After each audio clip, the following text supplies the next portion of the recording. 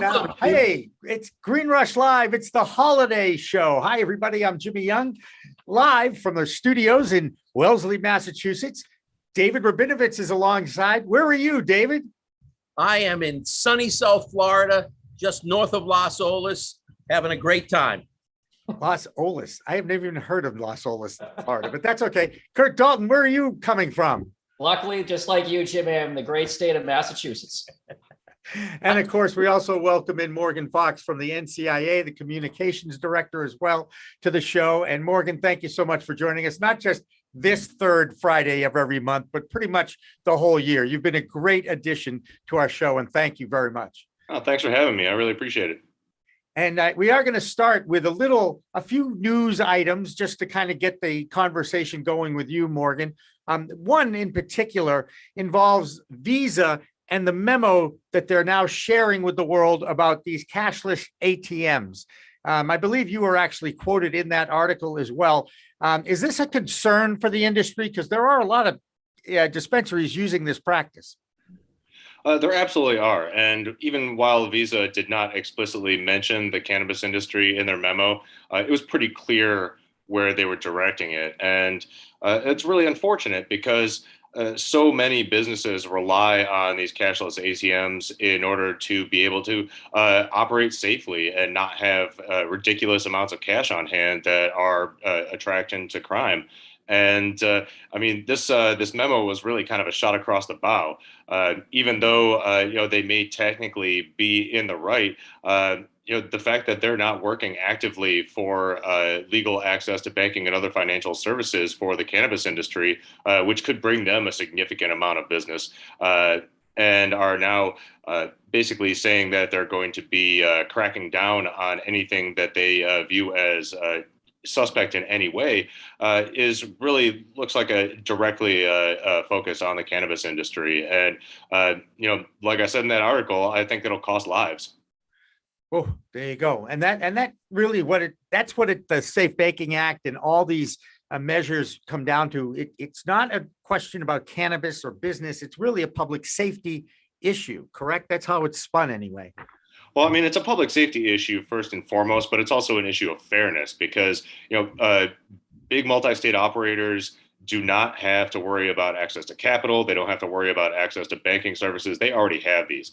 It's the little guys, in particular, members of marginalized communities that don't have access to these same services, or when they do get them, they come at exorbitant prices that make it very difficult for them to actually be able to succeed and thrive in this industry without putting their employees at severe risk, or without sacrificing transparency and things like that. So even if the Safe Banking Act were to pass tomorrow, I think it's pretty doubtful that a lot of the bigger financial services institutions like Visa or like the big international banks are going to immediately jump into providing services for small cannabis businesses.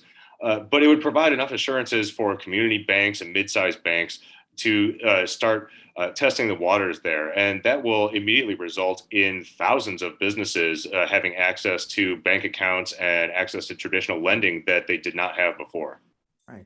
Curt, I know you kind of mentioned a little article you might be posting soon. This is a good time, I think, to share that with Morgan. Go ahead. Yeah, I think the end of 2021 has been an absolute train wreck for the cannabis industry. As we talked about, the threat to at least the most seamless transactions we have with these cashless ATMs, the safe banking getting shot down.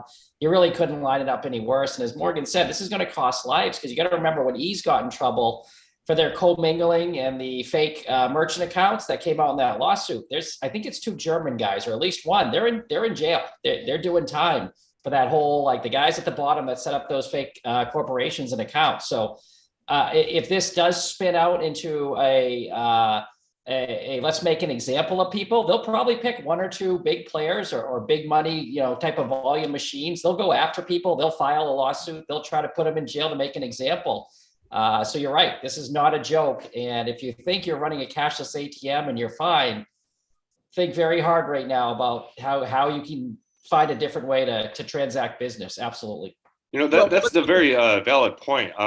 When I was talking about costing lives, I was much more referring to the fact that businesses that will no longer have access to cashless ATMs because the providers of them are worried about being targeted by both Visa and federal authorities are going to have to revert back to almost entirely cash. And that makes them targets for crime. As we've seen, throughout the course of the cannabis industry, dispensaries are just ripe targets. They've got massive amounts of cash. We've seen already, multiple fatalities from strong arm robberies at cannabis businesses. And if we're just taking away an option that, while maybe sort of technically against the rules, but then again, think about it. So with cannabis, just in general, we're looking at, potentially thousands of businesses all of a sudden having to switch back to primarily cash. And that is going to create a huge public safety issue. Yeah, but what about somebody like an Ashley Elsner who has Artery Pay? I mean, we've got KindTap and Artery Pay that are two well-designed platforms to facilitate consumer payments electronically, right? And they're done the right way, right? Both of these enterprises are headed by females who are attorneys and know the financial services industry. They've set it up properly with a financial service partner. So it's not a case of there won't be an option out there. It's a case that we're going to slowly, this kind of activity by Visa is going to drive out the illegal players. These cashless ATMs, you walk through any marijuana show and you'll see a booth, any type of a commercial show, you're going to see a booth with at least one cashless ATM solution. And they are very expensive for the consumer. So, and you have to have cash in that cash. Well, you don't have to have it in the cashless ATM, but it just, it seems to me like it's almost a non-starter. If they get rid of the cashless ATMs, it's going to take two companies and move them to the forefront of doing it right and have everybody that much closer to a legalized process. Yeah, but not everybody has access to those services necessarily, or can afford them, or even know about them. So there's also like an educational breakdown there. But the bottom line is that we wouldn't have to worry about this if we had legal access to banking, at least to the level where small and mid-sized banks and other financial institutions actually felt comfortable offering services to the cannabis industry and didn't have to worry about the ridiculous additional workload and cost of filing SARS reports for every single transaction. Right, that I agree with you on, but we still are. I mean, it's not like any of the legalized cannabis operators don't have banking. Everybody has to have a depository relationship to get licensed. So they have a place to put the money. It's an issue of whether they're going to deposit cash or they're going to deposit electrons. And I agree that if the cashless ATMs are the only way to go and they're wiped out, it now means average transaction sizes drop. I think I read something that in Rhode Island, when they introduced some sort of a consumer payment, they watched average transactions go up by about 30%. So the industry would take a revenue hit, and you have the issue of you got more danger because you got a lot of cash on hand. But again, there are solutions out there, and I think it's just going to take KindTap and Artery Pay are now going to float to the top of here's the way that people ought to be doing it. Well, I think you make some valid points, David, but I think it's a little bit disingenuous to say that everybody who has a license has a bank account, because that's definitely not the case. And also, there are many, many people out there who will have bank accounts for 3, 4, 5 months and then get dropped by their carrier and then have to get a new bank account. And then the same thing will happen over and over and over again. And the ones that are able to obtain banking services are oftentimes paying $10,000 plus a month just to have an account. Yeah, it hasn't been fair, that's for sure. But there's, according to Representative Earl Blumenauer from Oregon, next year is going to be the year. There used to be a saying in Boston before the 21st century, of course, wait till next year. Okay. And now it seems to be wait till next year for cannabis reform. But there is some hope, because this is a congressional memo. It's a copy of it, obviously, that was given to Marijuana Moment, Tom Angel and his group down in Washington, D.C. And it had to do with a little memo that Blumenauer and Barbara Lee from California penned, and they've both been champions of reform, waving the flag. And this is a quote from Earl: "I think the stage is set for federal legalization to happen next year." Silence. Morgan, can this happen next year? I think it can. Will but it? a lot of things need to happen in order to make that possible. Yeah. And frankly, I'm very worried about the midterm elections and what that is going to do if we don't pass comprehensive legislation next year, because it's already going to be a struggle. We do not have 60 votes in the Senate for comprehensive descheduling in any form. And, until we do, I think that it's going to be very, very difficult to be able to push that across the line, especially considering that the GOP, which has traditionally been much less supportive of cannabis policy reform, is very likely, if not certain, to retake one or both chambers of Congress in the midterm elections. So we really have a pretty short window in which to be able to pass something, but currently the consensus just isn't there, even among Democrats, about what exactly comprehensive descheduling legislation should look like. So it's going to be a pretty big lift in order to get everybody on the same page to the point where we can get to a filibuster-proof majority in either chamber. In the meantime, we're hearing from folks that are championing some of these comprehensive descheduling bills that they don't want to do anything incremental until they can get those larger bills passed. And honestly, I think that that's a bad reading of the political tea leaves. I totally understand the motivation there, but I think that we're much more likely to get incremental legislation passed in the next maybe 9 to 12 months if the people that are champions of cannabis policy reform actually get out of the way and let us do it. Yeah, I think I agree with you on that, Morgan. I think they should be going incremental. I think two of the people who are the biggest problems for cannabis right now, Cory Booker and Chuck Schumer. The fact that they are going to, first they put together a horrible bill that made no sense. Then they insist that until they get everything they want, nothing will happen for the industry.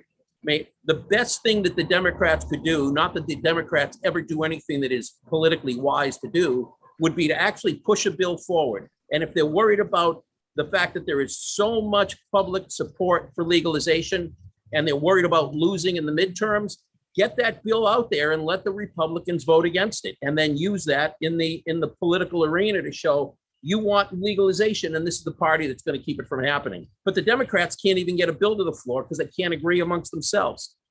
I don't think I don't want party- to shortchange the efforts that Majority Leader Schumer, as well as Senators Booker and Wyden and a lot of other people have done. I mean, it is unprecedented to have Senate leadership come out and say we are going to prioritize cannabis policy reform in a comprehensive manner, and then actually, release draft legislation and then actively try to get as much input from stakeholders as possible. That has never happened. So, I mean, I don't want to paint them with an entirely negative brush, but I think that their insistence upon pushing comprehensive reform before incremental reform is just unrealistic politics. And hopefully we'll be able to convince them over the course of the next coming months that these incremental reforms are not going to take any of the wind out of the sails of comprehensive reform, and that they will in fact be stepping stones, because every single time somebody that's on the fence about cannabis policy reform or full legalization is able to be convinced to vote in favor of an incremental bill, it makes it that much easier for them to stomach something more expansive.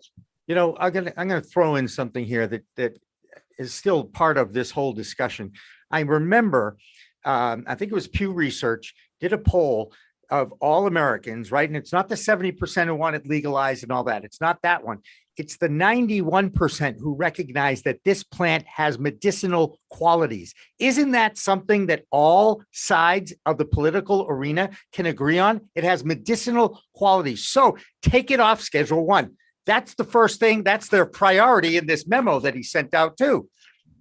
Well, I mean, rescheduling cannabis to a lower schedule as opposed to removing it from the schedule of controlled substances. It says deschedule. Right. I understand, but it says descheduling. Yeah, well, that is the way to go. And, unfortunately, we saw David Joyce and Don Young send a memo to the Biden administration calling on them to reschedule cannabis to a lower schedule. And, while their hearts are in the right place, strategically, that is a terrible move. And honestly, it would completely gut every single existing state level cannabis regulatory structure. Especially if you just moved it to Schedule 2, that means that every single dispensary has to get a pharmacy license. That's not going to happen. It means that every single state has to completely rewrite all of their cannabis regulations. That's not going to happen. So I think that, we really do need to be focusing on descheduling, but at the same time, there are lots of things that we can do that are incremental that aren't rescheduling. So far, the only cannabis policy reforms that have really happened in Congress have happened through the appropriations process, and we're gearing up for those in February.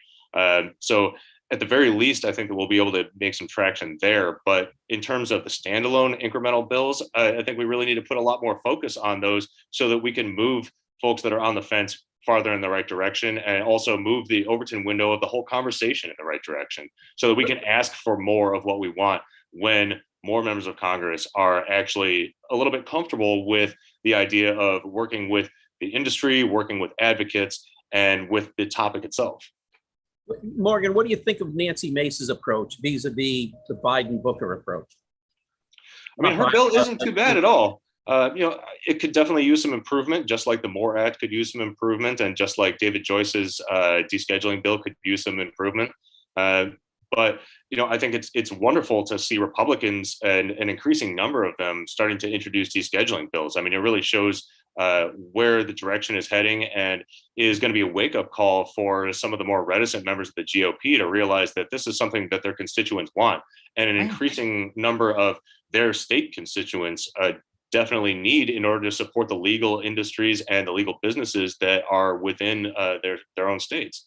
So, I think that it's, for lack of a better word, it's preparing the ground for a lot more GOP involvement if they would get their heads out of the sand and stop trying to conflate cannabis policy reform with all these other issues that are not related to it at all, like we saw during the hearing in the House Judiciary Committee for the MORE Act a couple months ago. Yeah. I think both sides have their heads not in the sand, but up their ass, to be honest with you. I'm really sick and tired of this bipartisan stalemate that's going on in DC. Is the government even working right now? I know they're still trying to pass that $1 trillion budget thing that President Biden wants, but they can't agree. They can't even figure out, Morgan, how to regulate CBD through the FDA. And the Farm Bill passed in 2018. So I'm like, what are they doing? Well, that's the FDA's fault as much as it is Congress's. But 100%. When you look at it just from like a top-down view, this is an issue that has majority support among voters, more so than almost any other single issue that I can think of. Right. I mean, I honestly can't think of a single issue that enjoys 2/3 majority support among the entire national American populace. It's been shown in both state level and federal elections that supporting cannabis policy reform automatically gives you a bump in the polls, regardless of what party you're in. And so the idea that this is low-hanging fruit that people just aren't taking is just mind-boggling to me. Right. And you're in the middle of it. I tell you, my head would be bruised for banging it against the wall so many times after going into the Capitol and trying to talk to some of the people that are they're clueless. And I honestly think, I'm not going to say clueless, that's mean. They aren't getting educated. And this is what I think continues to have to happen, not just in our Congress, but everywhere. We're all learning about this plant. And again, promoting cannabis research is on this priority list as well. So even that alone could be seen as a win, right? In this, there's so many other factors I know, but can't they just ease up the research a little bit? I know now they're allowing research from legal state grown cannabis, and that is a big win, because at least you're going to be researching the stuff that people are putting in their bodies. Yeah, I mean, across the board, it's pretty fascinating. And I mean, again, I don't want to disparage the current Congress too much, because we have more momentum and support than we ever have before. But a lot of the intractability just comes down to, for lack of a better word, ignorance, but also a lack of understanding about where their electorate and their constituents stand on the issue. But even more so than that, a lot of the people in both parties that are much more supportive and are champions of this issue tend to be relatively newer representatives or senators, and they're still getting marching orders from leadership in some cases Well, I mean, especially in the case of the Senate before the Democrats retook control, Mitch McConnell was actively promoting for every single member of the Senate and every single Republican period to trash the fact that Democrats were including Safe Banking Act provisions into COVID relief bills, even though they were totally appropriate to be there because it's an issue of public safety and economic recovery. But I think that a lot of people really took that to heart. And so now a lot of Democrats are more afraid to champion the issue at certain times of the year because they're worried that it's going to negatively affect their reelection chances. And I honestly think that, again, that's a bad reading of the political reality that we live in now.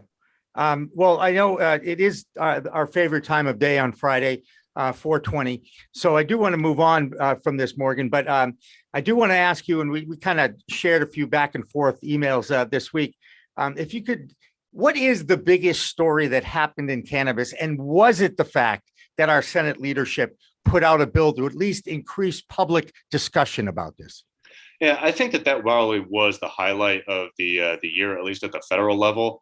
Like I said before, that's never happened before. And, even though, the bill definitely, or the draft language needs improvement, the fact that Senate leadership was actively courting input from stakeholders across the board is pretty unprecedented. So, that's a huge win just in general. The fact that the MORE Act, which passed in the House last year, was able to pretty easily sail through committee hearings this year. The fact that we're seeing bipartisan supported bills being introduced in the House, in particular the Joyce AOC bill for providing federal funding for expungement of state level cannabis convictions, is a really great sign. And we're seeing more and more movement across the board. So, I mean, the momentum is building. That's really the big story. However you want to frame that, the fact is that things are moving in the right direction and moving a lot quicker than we really anticipated, given the unfortunate political environment that we find ourselves in with all the partisan bickering. Right. Curt, do you feel better now? No, I'm going to be the Christmas Grinch. When we wrote about it, like even when Mace came out with, the bill, is like it's Mitch McConnell. Like I was going to ask you, if Mitch McConnell signs that letter, you have great, but until he does it and his clan of 6 or 8 approve cannabis, it's never going to happen. And as Morgan said, this is our best shot. What about midterms when Republicans pick up a few seats here and there? It's not going to be in our favor. Yes, the younger members are coming on strong and open to this. But until Mitch McConnell gives the thumbs up, it's dead. We're dead. Like it fooled me once, shame on me. Fooled me 277 times in the House. I'll say Mitch McConnell is the guy you need. Until then, sorry, it's fool's gold. Well, I mean, I think that there are enough breakaway members of the GOP that we might be able to get something across the finish line in some form or another. But after doing this work for almost 15 years now, I mean, I'm just used to us losing more than we win. But when we win, we do win big. And, I think that is nowhere more visible than at the state level this year. I mean, you look at it took like decades of preparation and laying the foundations to pass the first 2 state level adult use initiatives. Mm-hmm. And then it took another 2 years to pass another 2. In the first half of 2021, 4 states passed it through their legislatures. Right. And we got another 4 plus well, unfortunately not a medical state because Mississippi ended up dropping their initiative. But I mean, the pace at which we're picking up new states and the pace at which states that still live under prohibition are learning from and considering the options presented by their neighbors who are instituting modern, effective cannabis policy regulations is just skyrocketing. Yeah. And so, I mean, a lot of people say, like, where's the tipping point? At what point do we, get to the point where we have enough states where it's impossible to not pass something in Congress? And I never like leaving that, prognosticating any sort of exact number there, but we're getting close. It's like we're already at a point where a majority of Americans have access to legal regulated cannabis, and that number is only going to increase over the coming years at, I assume, an accelerated rate. So, regardless of stalemates in Congress, the simple fact of the matter is that tens, if not hundreds of thousands of fewer people are getting arrested every year for cannabis. And legal businesses are steadily displacing the unregulated market. So, in general, I think that, things are moving in the right direction. But, as we've always said, like, lawmakers are always way behind the people on this. And in this case, federal lawmakers are behind the states on this, but it's starting to change. They're at least starting to talk about it. Absolutely. And let's leave it with the half full optimistic view moving into the next year. That's the whole point of passing over to the next year, is to be optimistic. So with that in mind, Morgan, we thank you, first of all, for your commitment to this show, for showing up every third Friday of the month. We really appreciate the NCIA's efforts in the trenches. I actually have a ton of respect for Michael Correa, because I think he's got one of the toughest jobs in America. But I know, and I love the fact that you're always available for a quote. That's the thing I like about it. Every time I see a big story, there's Morgan Fox's quote in there. And it makes me feel good to know that we have this kind of a friendly relationship with our show and our network here. So again, I thank you, and I wish you and yours a very Merry Christmas and happy holiday season. And of course, a Happy New Year. And let's all see it move forward in 2022. I think everyone on this show can agree that we want to see progress. Absolutely. And right back at you guys. I really appreciate you. There you go. We're going to take a break, come back on the other side. It's our holiday show. It's a wing it. We have a lot of people out there. We have no idea who's going to call in, who's not going to call in, but we are going to keep the conversation going, talking about the business of cannabis as we continue here on Green Rush Live after this from my pal, Jonathan Edwards. Don't go away.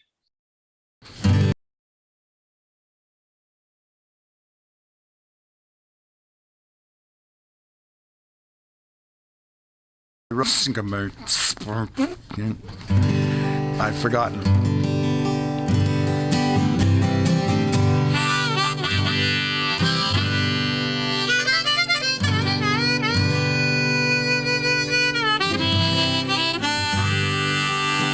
We had a saying in our old band, one of my first bands in 1966 or so. What are you gonna do tonight? Oh, just, like every other night, just gonna lay around the shanty and put a good buzz on.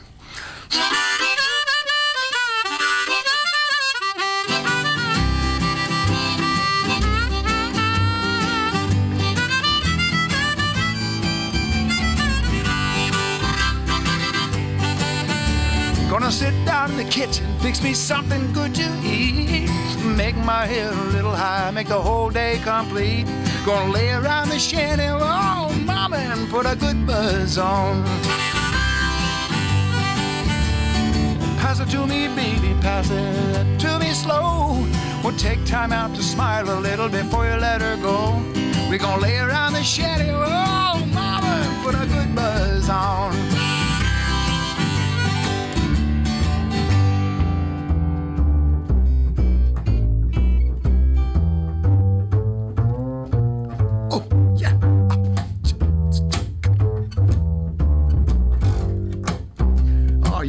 You're on something. Go ahead.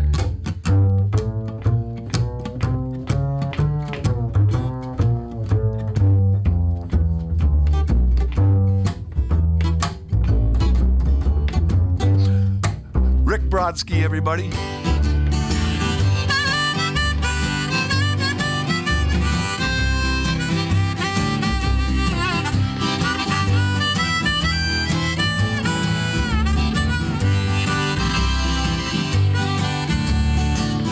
Nothing to do and there's always room for more.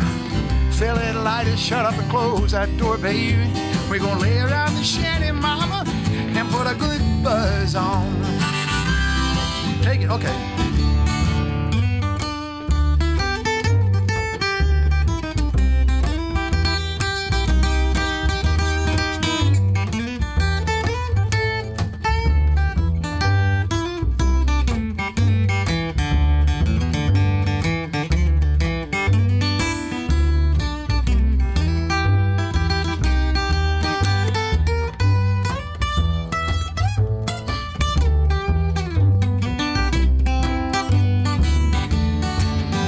Prohibition never works, it's time to realize it. It grows in my backyard, it's time to legalize it. We're gonna lay around the shanty, mama, and put a good buzz on.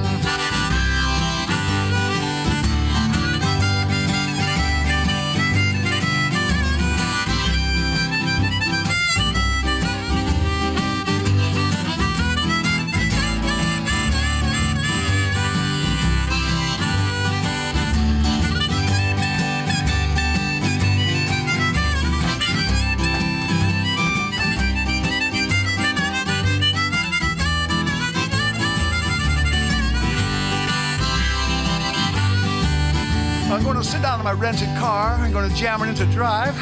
Gonna head on out and play at WSCA with Sean. I'm glad I'm alive. We're gonna lay around the shanty, mama, and put a good buzz on every night and day. We're gonna lay around the shanty, mama, and put a good buzz on.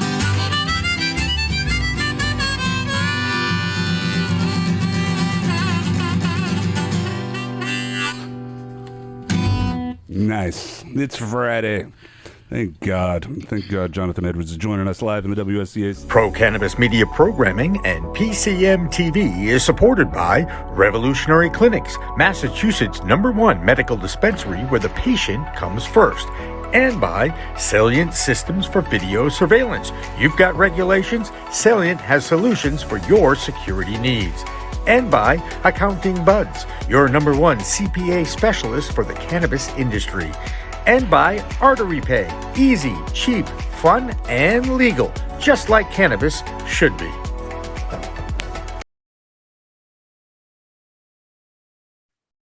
And we're back. Friday afternoon, here we are in the Green Rush. Thanks for sticking with us. We've got 2 more great guests, and I will turn it back to you now, Jimmy. I got my 2 cents worth in. No, but here's the first thing you got to say, hi, I'm David Rubinowitz. Welcome back to Green Rush Live.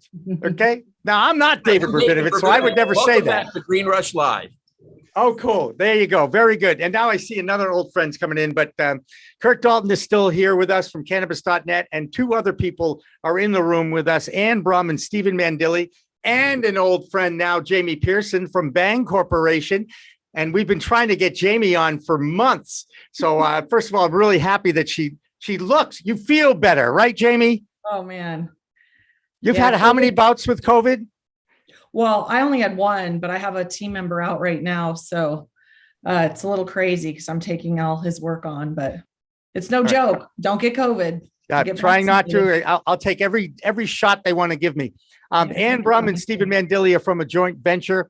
They have started a show on our network this year. And Ann, I'd like to, first of all, go public and say how thrilled we are to have you on board. You've been a big help all the way through, not just filling in some of the shows, but also in the field with us on location. And I thank you officially for that. Tell me your experience and what's up for joint venture. Go ahead.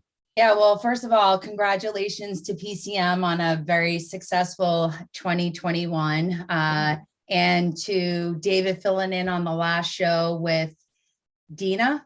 And that was an unbelievable segment. I was texting back and forth with Steven, texted David afterwards. It was just, the content was so rich, her humility and her realness and her experience is very insightful, excuse me. So like just the content that's coming through the network is beautiful. Thank you very much for holding a space and having this sort of conversations and dialogue. So congrats on that. And good job, David, for filling in for Jimmy while he was off. So actually, David is going to he's now the host of Green Rush Live. I'm the fill-in guy. Mr. Phil. Okay. and that's a good thing. I'm very happy about that because that frees me up to do more business stuff on a Friday as opposed to prepping for a show. Right. Stephen, what were your impressions of that interview with Dina Martin that David ran a couple weeks ago? David and Curt. Curt was there. Yeah, that's right. Curt was there too. Yep. It was pretty incredible. She was an open book, and there was no hesitation. It was so honest and organic. It was incredible. And for her attitude, what she has going in, moving forward too, with everything, all these unknowns, and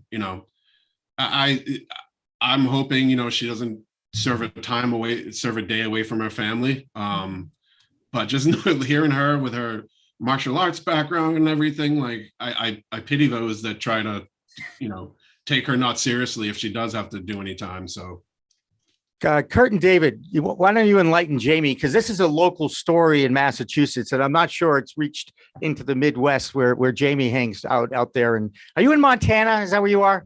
Yeah. See, I knew it was Montana.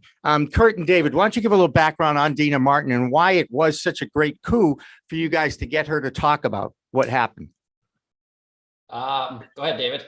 Go ahead, David. Please. Dina Martin's a marijuana mom here in Massachusetts, got caught basically running a legal cannabis delivery, doing about $1 million a month. I read the story. Yeah, there you so go. we've done a few stories on cannabis.net, and we were able, David and I had her on the Green Rush Live a couple weeks ago for a live kind of, she can now talk about it because she reached a settlement.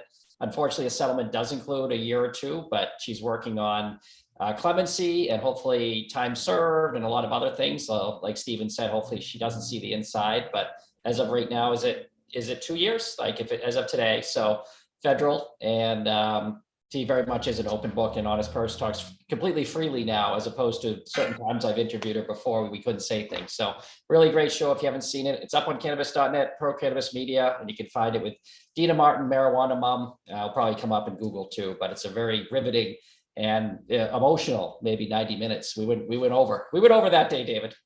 Yes, you It's did. just, it's when you think about the concept of criminal justice, where what we're trying to do are take criminals out of society to make society better.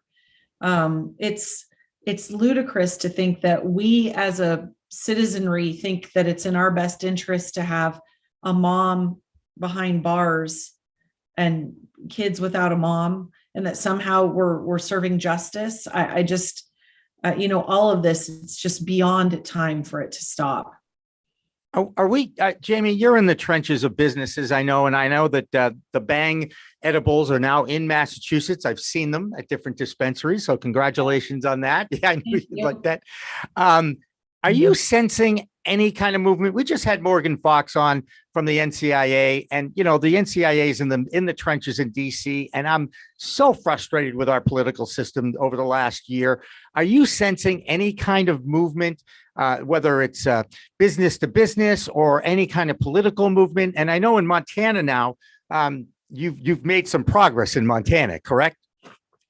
Well, sort of. We I know. Yeah. Progress the way we make progress in cannabis. The people vote, we want it, and the legislators in red states legislate it away. And so our governor, in all his wisdom, thought it would be better to take 3 years to get rec launched in a state with a million people. It's, we can use all the tax dollars we can get here. And let's be honest, we've had medical marijuana here for over 17 years. People have been using cannabis in Montana forever, like they've been using it everywhere else. So it's not, I just don't, politically, we're all frustrated with the political system. Do I think things are moving? We're starting to see, in some places, we're starting to see politicians understand that it is unpopular to have people behind bars for cannabis. And they're starting to do expungements and sealing records. And so is there progress? There's progress, but not enough. Until every last one of them's out, it's not enough. Right. And of course, that's the mantra of Steve D'Angelo and his last prison project, is to get everybody that has been convicted of a cannabis crime out of jail. And perhaps one of the biggest stories came from Michigan this year, when Michael Thompson was released from jail after, I think, 25 plus years. And that was actually a huge story. And I know that at some point, Rick Thompson from Michigan will be joining us. But I want to go back to Stephen here for a second and ask him, I know that you're a champion to get veterans access to medical cannabis through the VA in some capacity. Yep. There is talk about that. There seems to be a little movement. Where are we with that cause right now?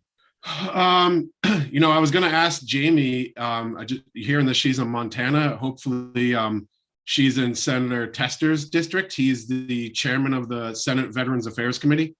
And we've been meeting with him and going to meetings to get him to understand how veterans need cannabis, and, how it's kind of a shame that we're behind Canada when it comes to the VA and veterans access to everything possible that could help a veteran not commit suicide like they are at the rate of 22 a day, not be overdosing like they are on opioids and benzodiazepines, and actually, not making them come out of pocket for it as well.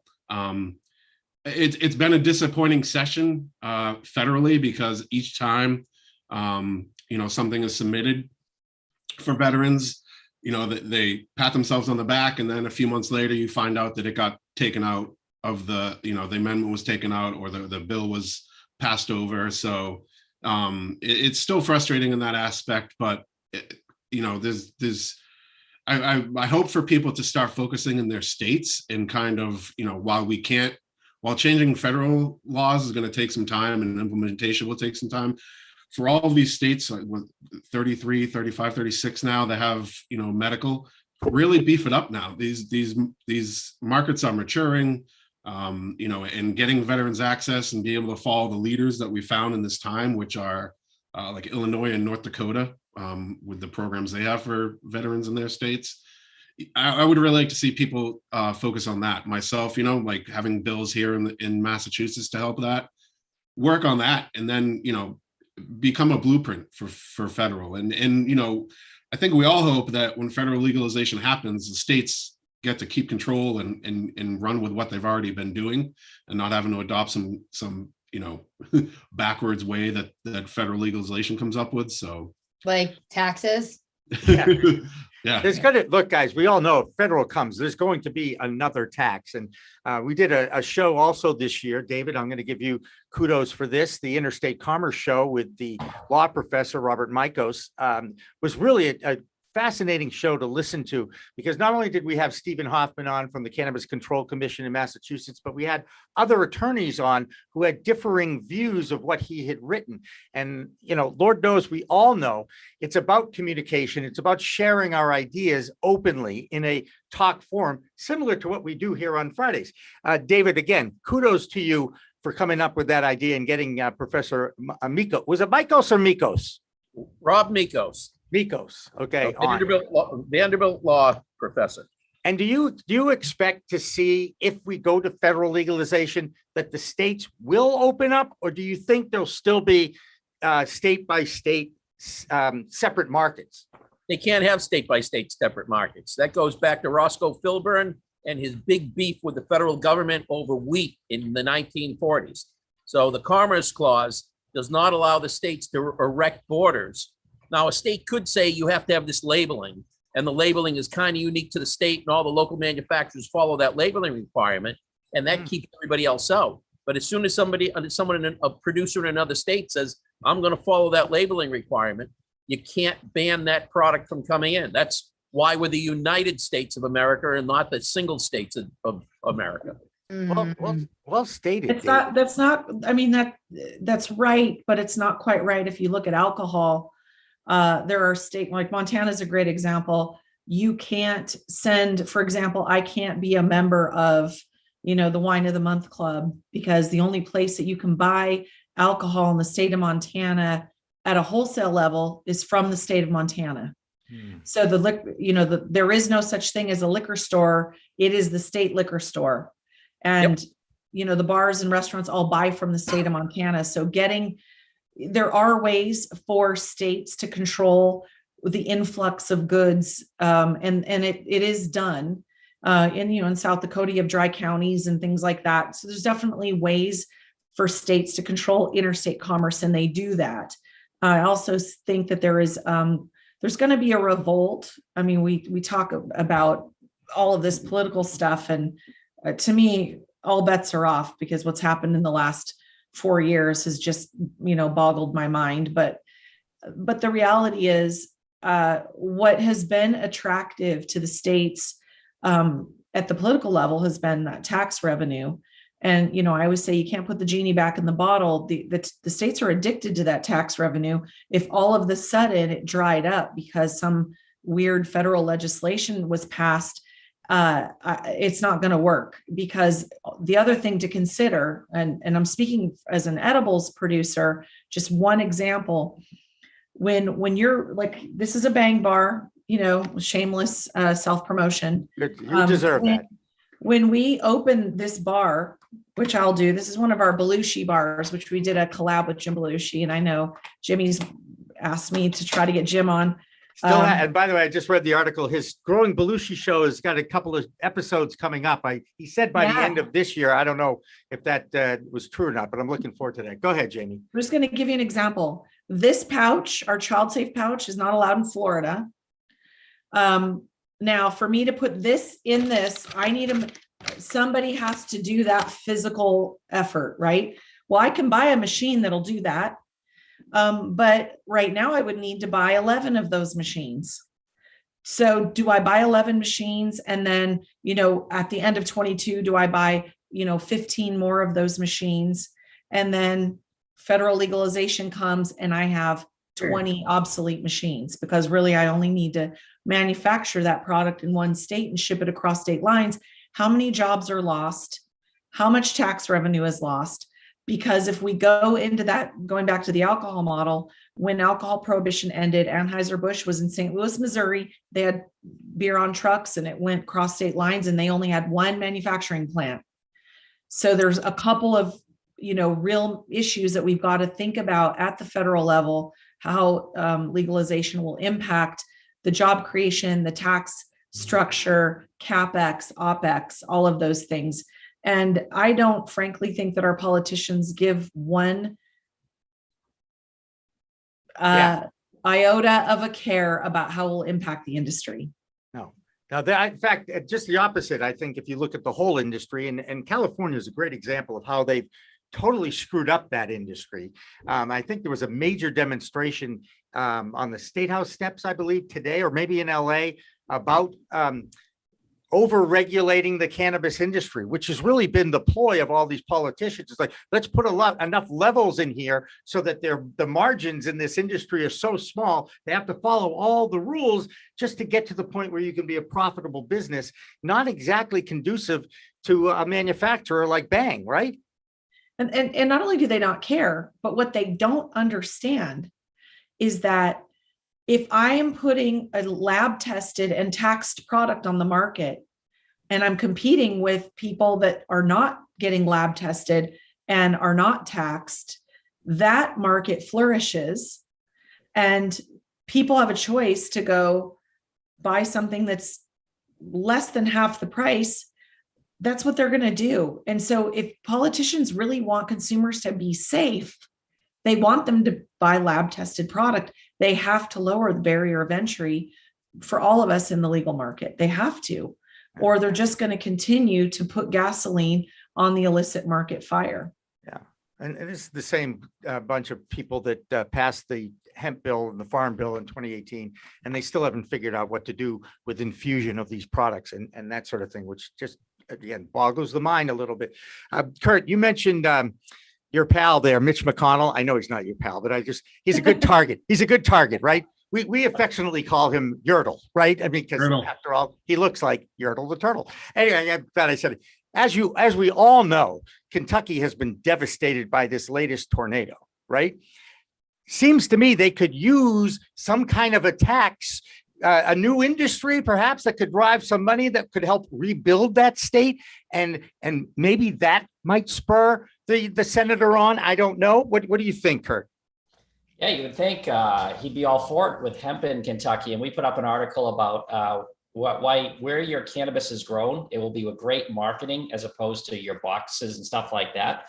And we actually listed as Kentucky as kind of a not thought of favorite, like say a Jamaica, or even, if you wanted to grow outside Amsterdam, or these location destination grows that people would pay a premium for in the market, because you already have the hemp, you already have the tradition of farming, you have the grass, literally the non-smoking grass, the real one, the one you walk on. And you would think he'd be all over this, like get a head start, make Kentucky a premium. If it came from Kentucky, you would pay more at the dispensary. But as we talked about with Morgan, I'm Lucy falling, I'm Charlie Brown falling for the football no more. Until Mitch and his clan of 8 get behind cannabis legalization, it will not happen. And I love the spirit of the young senators and House people that are younger and want this. But I mean, look how long Kennedy held on in Massachusetts. Mitch can stay a while and he can pull the strings. So I guess I wanted to ask Jamie, being an edibles maker, you're very frustrated with the political side. And we just put up an article saying Joe Biden's been president for 299 days and we don't have legalization. And a couple of the comments are, well, why aren't politicians voting for it if it's such a no-brainer with political support and taxation?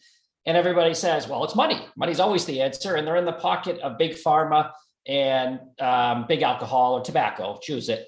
Is it that simple? If it's so obvious, maybe Jamie can say, Yeah, are you seeing that? Like, that's what it really comes down. It's obviously money. Why are we not legalizing? Because someone's making a lot of money not legalizing. Is that it? Is that just the simple answer? I think the simple answer is Citizens United. I think these big lobbies have more power. They own these guys. They control the votes. It just is that simple. And until they've got their losses hedged, they're going to control that. They do not want this. I mean, think about if you're a big pharma, all of the things that people use cannabis for, and they're already losing revenue, and alcohol's already losing revenue. In rec states, the on-site consumption of alcohol has dropped. The numbers I'm hearing is somewhere between 8 and 10%. I've also heard that alcohol consumption during COVID has increased by 30% or something crazy. And we've seen consumption of cannabis go up during COVID. But, make no mistake, those three lobbies, they're so powerful. Can we just talk about the private prison system too as an interest? Yeah. And we're talking about federal legalization here, like immediately letting all Class D nonviolent offenders immediately out, expunge those records. Let's be done with that, like immediately already, first and foremost. Figure out your taxes, everything, all of that afterwards, but come on. That's the first checkbox off the ticker, repair and reparations of this systemic racist approach in keeping this plant away from the people. Like it's time. You're right, Ann. I think the other piece of that is the word you used is key in that comment, and it's industry. And what I've been told by the politicians that I consult with is that industry employs security guards and wardens and nurses and transport people. And where will they all go if they let cannabis prisoners out? They don't have jobs for those people. So there's this reluctance to let people out of jail because it's an industry. And it's controlled. Go look at who owns the private prison system. Exactly. Look at those owners. There's only a handful of them. In Massachusetts, though, as an example, it does allow us to hire those with previous convictions. So there is this like prison to employment pipeline with some types of license types, but I'm talking about the security guards in prison. Yes. The people that work in the prison system, they don't have jobs for them. There's plenty of transferable skills that folks that are working in prison systems right into this space, whether it's plant touching or ancillary. You can learn more about those two on a project that we work on with women of color in cannabis. It's called Canna Careers. You can find it at wocc.world. Again, that's wocc.world if you want to learn about transferable skills and positioning women and women of color in safe spaces in the industry, both as an ancillary service or a plant touching business. So there is a tremendous amount of transferable skills. That is some BS. It's time to just the private prison system and keeping nonviolent Class C offenders in there, especially first-time offenders for joining the state of Tennessee. That time is done. Like it's a wrap on that. Like we need. 100%. Yeah. They start Right, Steve. if they need jobs, then they should start building and finding employees for supervised injection facilities. Like open up a bunch of those, save some lives. Or how about this, Steve? How about instead of guarding people, you go guard all the cash we can't put in the bank? Right. Exactly. There you go. We need guards. Transferable skill right there. There you go. Transferred. And by the way, here we are in 5 minutes. And we figured out a few of these places where we can actually create opportunities for these guys or women that are behind bars for cannabis crimes or whatever, any drug offense like that. So we figured it out in 5 minutes. But what the hell is going on in DC?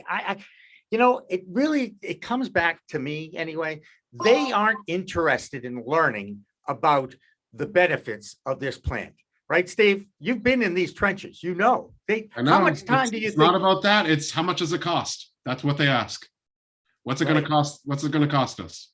How about how much you can make instead of cost? Can we look at the other side of that P&L statement, please? Okay, because you can actually make money on it through taxation and actually clean up the mess that tornado destroyed 5 states, for crying out loud. What about saving also, not in addition to lives? I mean, in addition to money, when you're looking at integrating wellness and natural ways of different symptoms that veterans in the veteran community experience.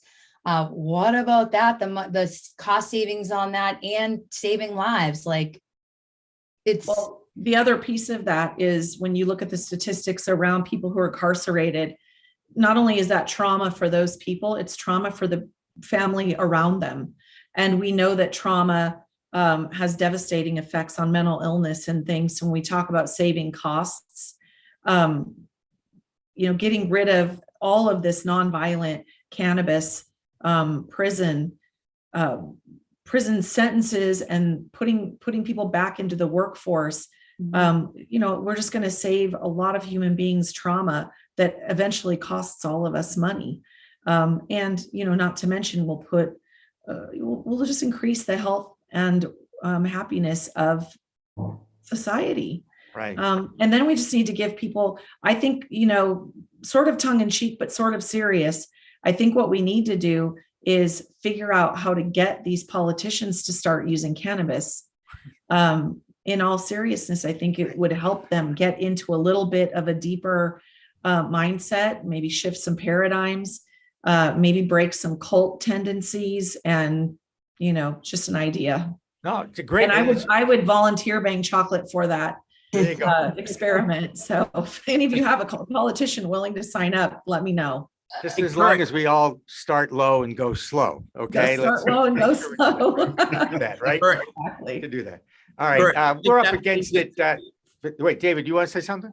Yeah, I was just going to say, Curt, you and I should run for office. All we need to do is get elected. We send the results over to Jamie, and we've got a full-term supply of edibles. Yep. Just tell me, I don't know. I think I got to try the blueberry next. It's just not quite. Let me do a little more. How about a strawberry version? Yeah, exactly. We'll get that going for 4 years.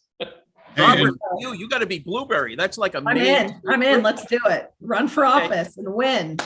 Well, luckily you have someone that is already in office in the Commonwealth of Massachusetts, Stephen. So I was about to say that. Steve, raise your hand. Sounds like you're getting a supply for the rest of your term. Yeah, bring it in. I mean, pre-COVID, you go to any legislator's office and there's always a bowl of candy there. I mean, you have a much better meeting if it's a bowl of infused edibles. Well, we just launched hard candy, so there you go. All right. Good job, Janie. You are awesome as a self-promoter. That was great. And you're very good too. I want to tell you that right now. Stephen, have you ever thought about governor? Oh, geez, I've thought about the headache. Yeah. No, thank you. I'm all set. The things I've done to him, and I'm a low person, so I wouldn't want to deal with people like me. All right. Well, that's all right. I actually think it's great that you are giving of yourself to your local community and keep waving the flag for veterans. And we look forward to future joint venture shows in the new year. And I hope we can talk about that and get that going. You did a great job down at the Stone Age in New York. Thank you. That was a lot of fun. Thank you for supporting that. A community to bring clean beauty and wellness and the plant together, and women of color and their brands, and like having a beautiful time. We love bringing these sort of communities together. And it was also wonderful to work with you at the CWCB and get to learn more about Think Big, which is a nonprofit, which is Notori B.I.G.'s son, CJ Wallace's organization and his brand. So that was a really wonderful experience. And I just look forward to continuing to create these safe spaces for brands and communities to get together and have an active engagement, and not just this passive talk and look and observe, but rather, have a bar, come to one of our infused yoga retreats, or come to a movie setting or our learning festival happening next year. So I think that's a real power play here, is giving people access to having their own individual experience with the plant in different ways, not just at a dispensary retail counter. Absolutely. All right, guys. Hey, Stephen and Ann, happy New Year to you guys. Merry Christmas. Happy Jamie, solstice. Same to you. I'm so glad to see your smiley face again, Jamie, that you're healthy and you're welcome on these shows anytime. You know that, right? Thank you for having me. I love coming on. All right. Well, terrific. And I can't wait to visit Montana one day. We'll hang out with the Bledsoes. All right. We're going to take a break and have more of Green Rush Live, fill up our room again with the other friends as we continue to celebrate what has been an amazing year for us. Don't go away.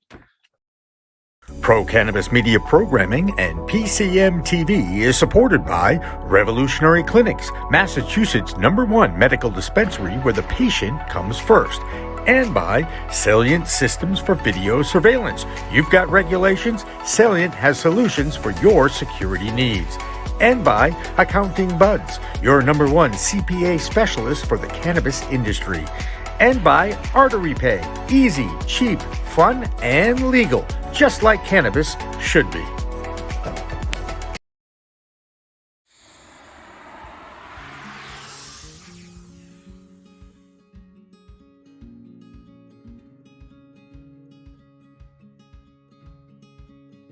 So I personally like QuickBooks for MRBs. I wouldn't necessarily suggest QuickBooks for a plant touching company. And the reason for that is QuickBooks is still a little iffy when it comes to having a plant touching business or even anything related to the cannabis world as one of their customers. What I typically do when I use QuickBooks for an MRB is I don't necessarily put the title of the company as a title that's obvious that it's an MRB. I'll put the name of the LLC if it's not the same name as the company. I'll create a fake name, then just change the financial statements when I go to print them out, because I don't want QuickBooks to shut my customers down or shut my account down either. But it's still one of the best tools out there for a small business to use. And it's something that I use to run my business. It's something I use to run some of the clubs and societies that I work with. And it's also what I really direct my MRBs to utilize as well for their books and records.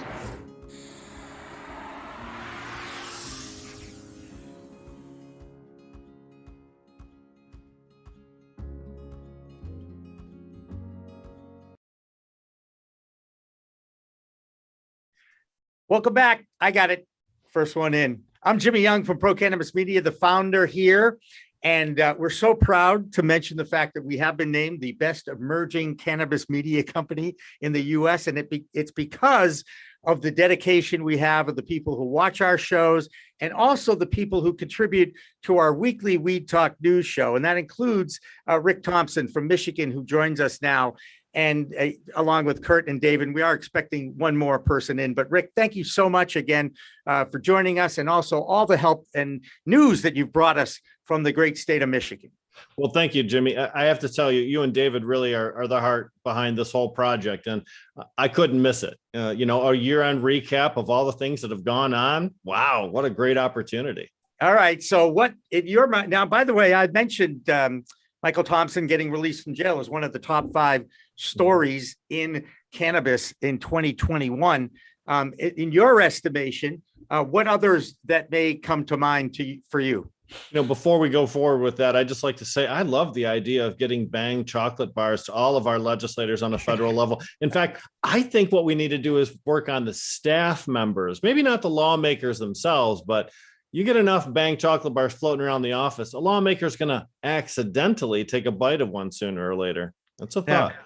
But in 2021, it was a very dynamic year. And we did start in the cold snow, January 28th. My friends, myself, Last Prisoner Project, and about 30 network news cameras were there when Michael Thompson walked out of Jackson State Penitentiary. And it was a heartbreaking moment, because although you were happy for Michael, his first thoughts and words were about the people still left behind, still incarcerated. And I know our viewers today have heard several different guests I've been watching that talk about the need for us to emancipate those people from federal prisons as well as from state prisons in areas where there's a legalized program.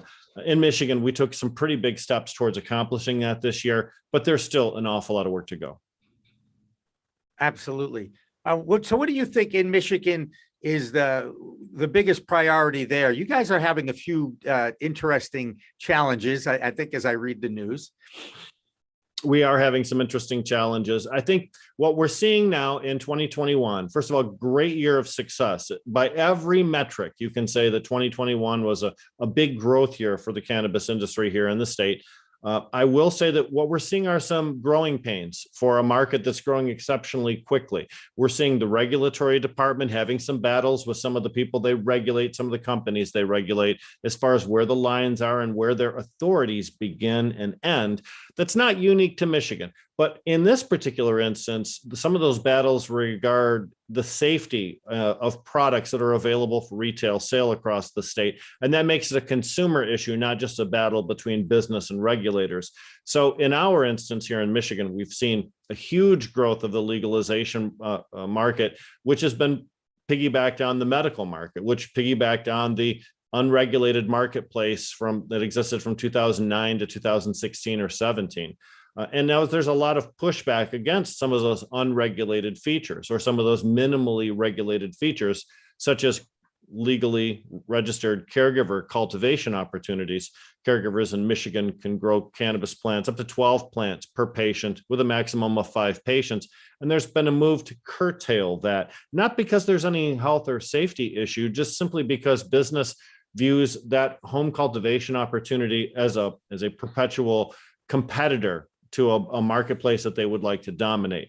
And again, what we see in Michigan is not unique to our state. We've seen these types of battles other places too, but it spilled over to the legislature. And that was really, I think, the largest story that we had of this year, which was the battle between the traditional caregiving patient community and the emerging smaller minority group of cannabis businesses trying to enact change through the legislature.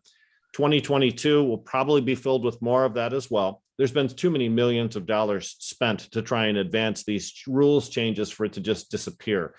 But the recent recall of cannabis affecting about $230 million worth of cannabis is a significant setback to those people who want to establish the confidence in the regulated marketplace that they would like the consumer public to have. Guys, I want David and Curt to chime in here a little bit and talk about the issue of growing it at home. And that is a political issue in a lot of states emerging, like New Jersey is not allowing home grow.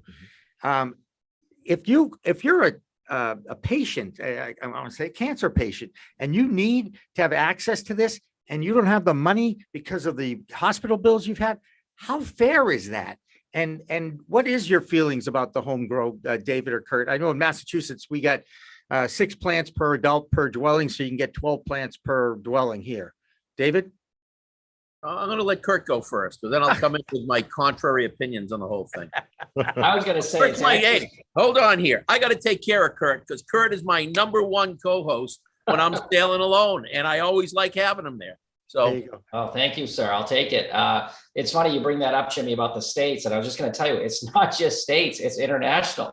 The headline this week was Malta legalizes cannabis. Woohoo! If you read it, though, they did. They not for sale or buying or selling. That is not included in the bill. You cannot buy or sell it. You can home grow it. That's all that they did. But the headline is like, oh, great. And then if you read it, there you go, home growing only. It is not at all for recreational sales or processing or selling or buying. So no, they do not have legalized, walk up to the street vendor. It's also home grows. And again, where that home grow ends up, how much of it gets to that 1 or 2 people or how much is sold, you just created a black market as well as hopefully a medical market for people. But you got to wonder, where that home grow line is and the amounts. And that's why I think we talked earlier about people not interested in the industry that are on the outside, not caring about this stuff where how many plants is too much, how many ounces is medical, and how much would be, too much for one person or one group. No interest whatsoever from politicians to learn this stuff. Right. And us, we're a little bit biased on this channel. So I would say, obviously, the largest amount of home grow would be, I think, what all of us would want to see, but that's not going to happen. This goes back to kind of what we were talking about with Roscoe Filburn and the whole wheat thing back in the 40s, but you can make beer at home. There's a huge industry. There's stores that cater to folks who want to have their own home brew on beer. You can make wine at home. So what is the big deal about growing plants at home? And as long as if you're going to try to sell that product, then you need to have a license. So if you're going to make it for your own personal consumption, I'm at a loss why that is such a really big deal. I mean, it basically, instead of regulating marijuana like alcohol, which I understand on the commercial side, but for the home grow, we should regulate marijuana like tomatoes. You want to have the plants, because the truth is, it is not necessarily the easiest plant to grow. You need to know something about it. A lot of people don't want to take the time to actually, you got to take care of that plant for a while. And if you're going to grow it in your house, you're going to have to buy some equipment. So now you're talking about, do I really want to go buy all those lights and pay for all that electricity and do all the things I have to do? Or do I just want to go down to the store and buy some of the product? I don't grow my own tomatoes. If I look around, we don't have our own cows, but if I want to get a burger, that's still meat. So what's the big deal about allowing people to have home grow? And I understand the side of it that you don't want people to grow so much because they're trying to run an unlicensed commercial operation. And we just had another fire in Massachusetts the other day. I saw that in Foxborough, right? Foxborough house, they show up and all of a sudden they realize this guy's got the houses full of plants. The police run back, get a search warrant and arrested him. And frankly, I have no issue with that because you're running an illegal grow operation that's now putting people at risk because you just don't have the right safety. But if somebody wants to grow a number of plants, let them. If they want to grow it in their backyard, you tell them as long as you keep it fenced in, let them. And if somebody jumps over the fence and steals it, which I'm not promoting that, but that just, maybe you need a bigger fence or maybe you shouldn't be growing it outdoors. But it's just too much. It's too restrictive. And it's not that big of a deal because most of the people who are going to grow at home have been growing at home for 20 or 30 years. We'll pick up a few more hobbyists and the rest of them are going to say, this is a pain in the ass. Why do I want to grow it at home? I'll go down the street. I don't make my own soda. I don't grow my own cows. I don't grow my own salad stuff. And And the you one don't thing, milk those. I know you don't milk those cows, David. oh, that's for sure. I'm glad to hear That's the that. show that we started at 11 Me p.m. too. Okay. All right. I'm waiting for the video. Yeah, Yeah. go ahead, Rick. What do you think of home grows? Moving on. Well, I think as you said, Curt, most of us on this particular show are biased. But let me toss in a couple of things. Here in Michigan, as I mentioned, we've had medical grows allowing 12 plants since 2009, and now we've had adult use abilities starting 2018, actually 2019 when it was implemented. So we're pretty familiar with doing that. But the biggest reason people grow in their own home is not because it saves them money. As you mentioned, it's quite a difficult thing. It's because they need a specific strain of cannabis to address their particular illness. Now, if you happen to be someone who depends upon Blue Dream and a particular type of Blue Dream, or maybe the Perkins cut you need, you simply can't find those in retail locations, but you can find someone who has seeds or clones that you can begin your own garden with. And if that's what you need for your own medical needs, that's one of the best reasons to grow cannabis plants. I think the other thing is when states enact an adult use or a medical program, that's always an option to cannabis consumers. As we know, most people that consume cannabis already have unregulated sources of cannabis for themselves. You need to make it easy for people to make the decision to go with a regulated marketplace. And if you tell people you can use our stores, but you can't grow your own, they got two fingers straight in the air for you, and they'll just continue on their life and not participate in your silly little game, right? Your silly little reindeer games. So if you have a state program that doesn't respect individual rights, you're not going to have buy-in to that program, which means your communities are not going to receive tax dollars, your businesses are not going to be successful, and you really won't be doing the mission of regulated marketplace, which is to transfer people from the unregulated system to one where there's a little bit more control. And I just want to add something to the whole home grow argument here too, and going down to the store and buying it. The store has their product tested by certified labs, and being able to walk in to a medical dispensary and know that the product that you're taking with you for your medicine is tested is one of the biggest reasons I think for legalization. So I don't have to worry about what the guy that I met in the parking lot put into his cannabis or was the guy that he got it from, put in the cannabis. And if you do have home grow, you could go to a lab for $50 and they'll test it for you.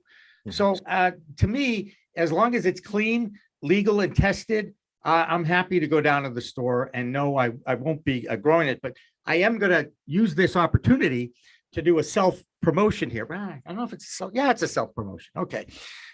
Pro Cannabis Media in 2022 is going to introduce a new show. Curt, you're going to know who it is because I'm pretty sure we hung out with her in Canex in 2019. It's Liz Grow from Grow House Media. And it's going to be called Calling All Growers with Liz Grow. And it's going to be dedicated to the growing community. I believe we're going to have visits to grow houses.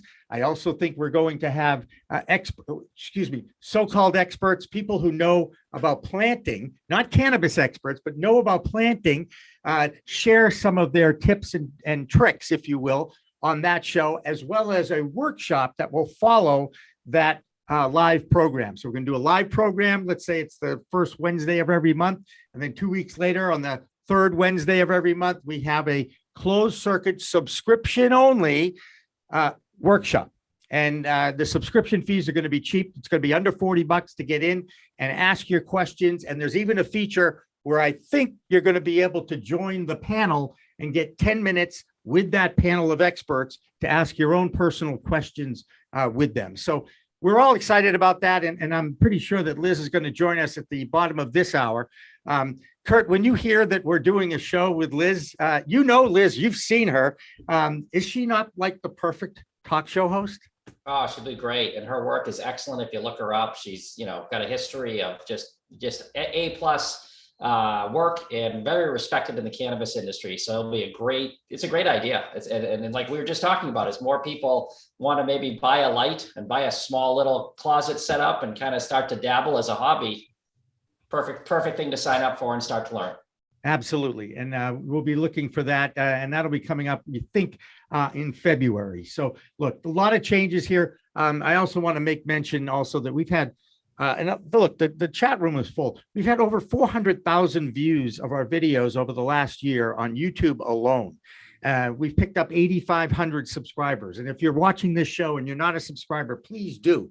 Okay. Because all of that stuff helps legitimize what we're doing here for the cannabis industry, which is giving them a friendly professional environment to talk to people who care about their industry, as opposed to traditional media who continue to avoid telling stories about cannabis saved my life, cannabis changed my life. They only follow the example, David, you brought it up, of the kid who was growing plants in his basement and set the apartment house on fire in Foxborough. So we're still fighting that stigma every day in this industry. And that's why one of the reasons why I started this in the first place. And, David and I go back a number of years. Curt and I, a couple of years ago, we got together and, it's been a lot of fun, but meeting people like Rick Thompson, who, by the way, Rick, over the last few months, we've had all these trade shows back, right? And I'm seeing people for the first time in 3D that I've only had a relationship with on Zoom. So do you know what I'm saying? I don't even know how tall you are. Do you know this is it. I'm about 3'1". No, actually, we do need to have some in real life sort of interactions, Jimmy, and that'll happen in 2022. The industry as it matures and as Pro Cannabis Media grows, and congratulations on all the success that we've seen so far. As your reach continues to expand, the number of places that you're able to go and the number of places that I'm able to go will, of course, increase. So I look forward to running into you guys and practical joking you a couple of times while we see each other. I'm shocked to hear that you have practical jokes. Can you give us an example of what's coming up in Michigan over the next year? Now, the other thing is you're now the executive director of NORML in Michigan, correct? I am. That's true. So how has that changed your life at all? How many meetings do you have to go to? How active is NORML in your community? What are some of the initiatives you have? Well, NORML, I was on the board of directors for several years before becoming the executive director. So it's not really much of a difference in the role that I've played here. And it's important to understand that in Michigan for a long, long time, NORML was one of the only advocacy organizations that ever had a voice. now we're seeing all kinds of advocacy organizations popping up, and some of them are led by some really respectable people. And it's exciting because now NORML can focus on some of the other things that we do as opposed to just being a voice for the industry. One of the things NORML has been known for here in Michigan is sponsoring polls and surveys.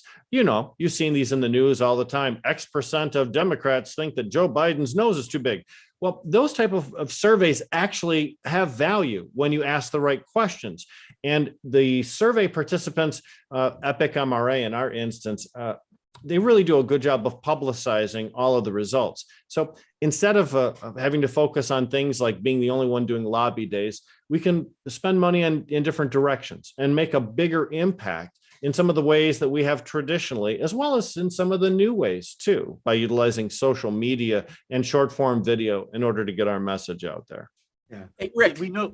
is there any medical studies as to how regular cannabis use can impact the size of a politician's nose? You know, I'm not sure if there is.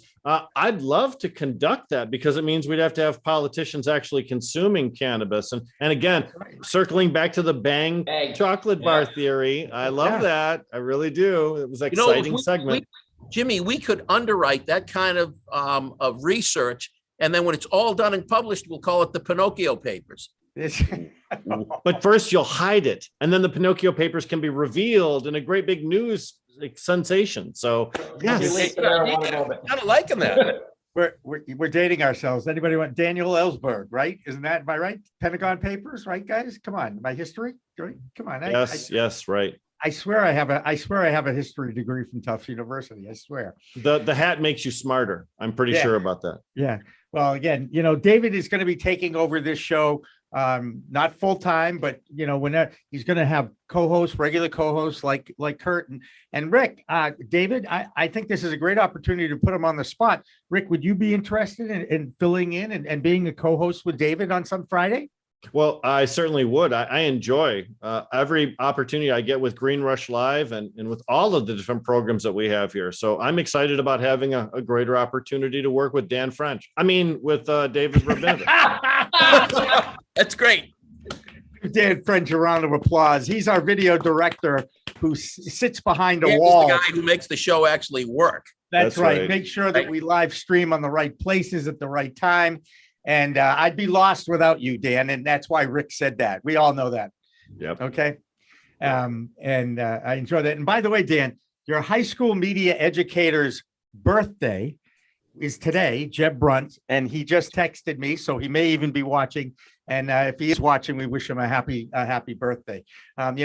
He used to run, he retired from that, but he used to run one of the best media education programs in the state, maybe even the country.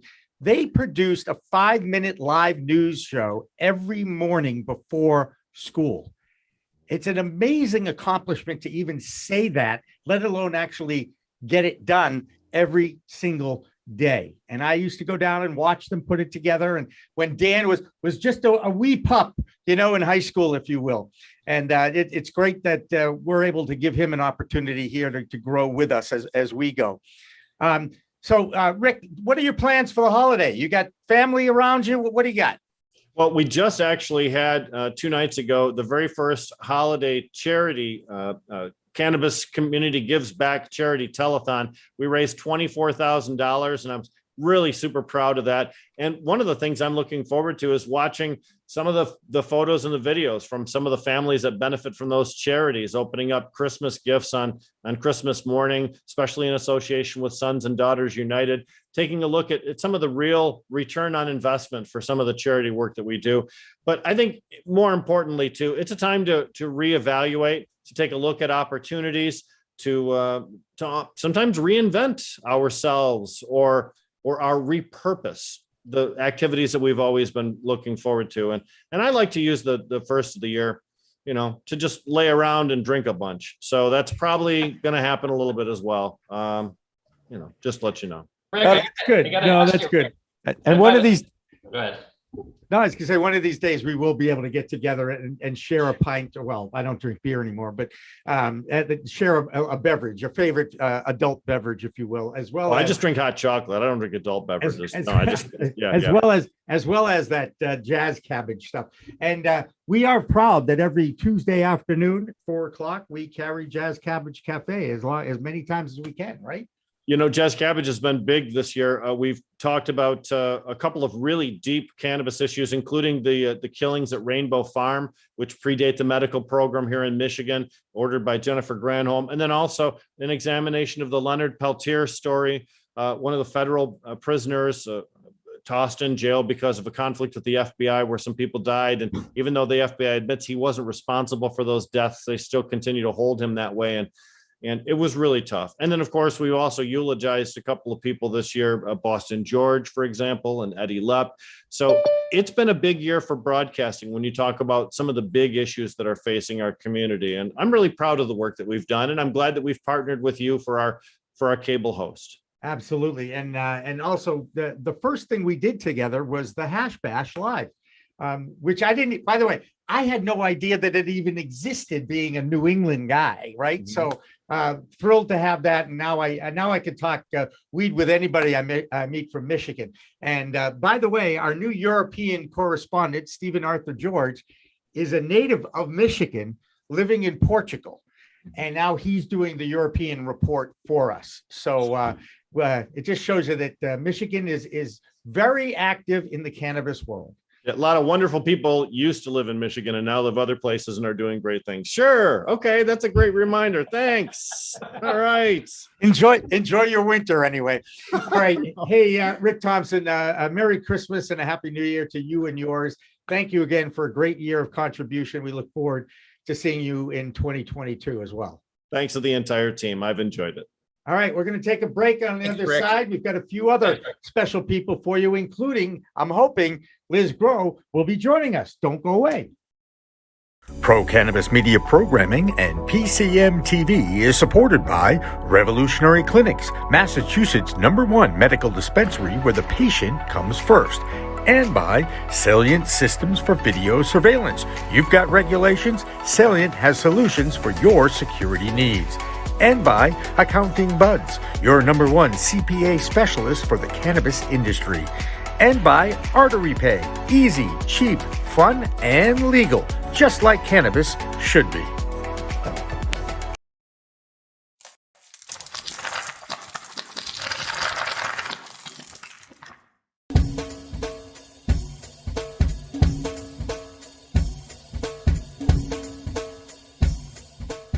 Difference is building a solution for that individual, not just a custom, here's a box, here's a video, here's how you make your VMS. We custom design and custom build every situation for exactly what the customer needs. And we keep the costs low. We have multiple tiers, as far as what you're looking at on the cost side of things. If you want a one-time, where you just pay one initial cost, we have that. If you want to maintain your system and have the highest protection and highest capabilities and highest upgrades at all times, we have different plans for you. But we scale it so it's scalable and affordable 100%.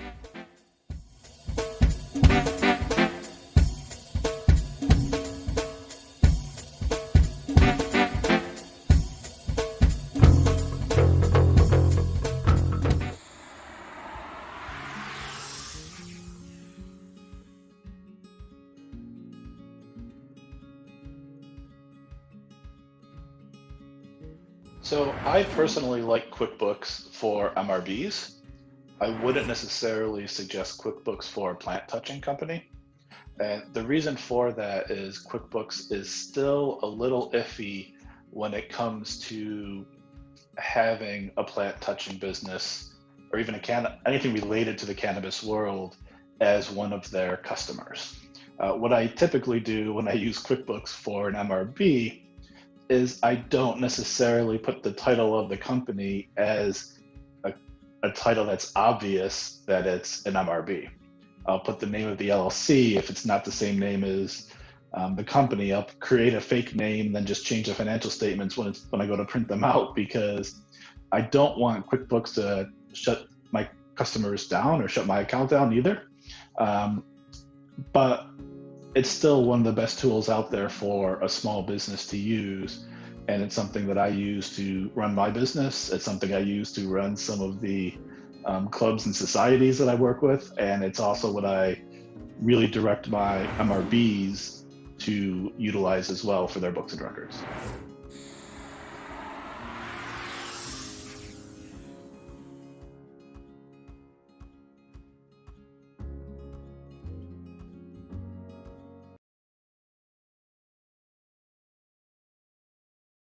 And we're back. Thanks for sticking with us. This is David Rubinowitz. This is the Green Rush. We've got Jimmy Young, our founder, Curt, who's typically with me as a co-host. We're going to welcome in Liz Grow, Ulysses Youngblood. And for those of you in the chat room, being a regular viewer pays off because we've got Miggy on with us. We just yanked him out of the chat room and pulled him on. We're going to have a great segment. And Liz, we're going to feature you as a starting point because you're going to be joining us with a brand new show. Tell us about it. Tell us about calling all growers, Liz. We're all excited. Go ahead. I'm so excited. It really is. It's just a joy to be on the show making this announcement because I feel like this show has been, a project in the works for quite some time.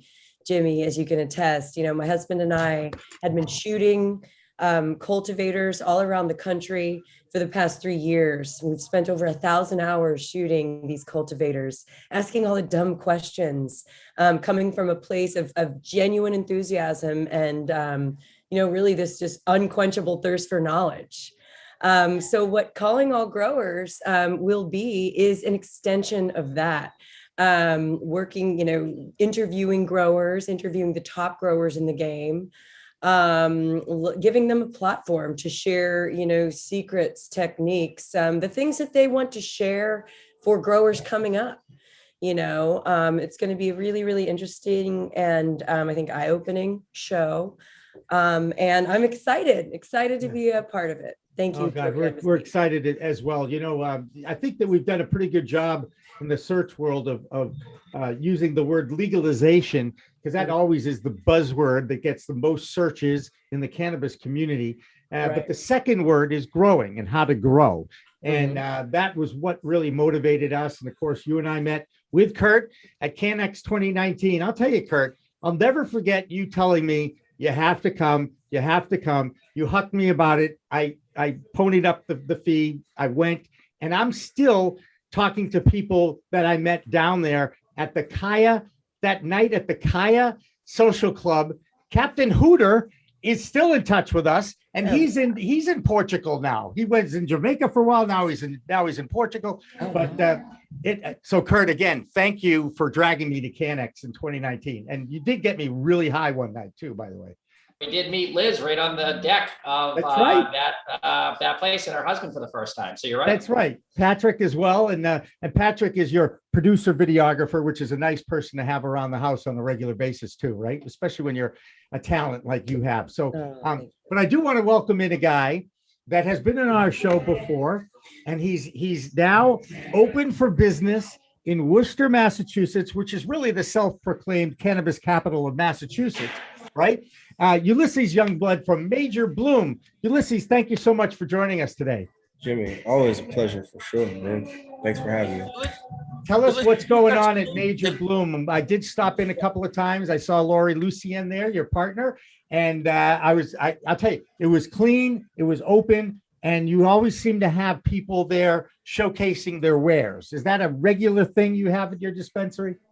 Depends. I think what's more prevalent now is obviously content. So you see, I got these headphones on, a couple of mics over here. So we've been shooting a radio show, which is launching in January. And then we also shoot a podcast. So that's been taking up a good amount of time curating, content. But other than that, we're doing wholesale pre-rolls. I actually just did a bunch of celebrity brands, Paul Pierce, Gary Payton, Whoopi Goldberg, and Freeway Rick Ross. So that's been very, very cool. And then the last thing is getting our delivery license online. I actually just saw one of our vehicles today that has a custom lockbox in it. I'm very excited about that. A homie down the street who's a welder just went crazy in the back of one of the vehicles that we have to maximize the space. So between those three legs of businesses and then creating content, that's really what we've been doing. And in your spare time, you teach it at one of the colleges in Worcester, or did that have to be put on hold?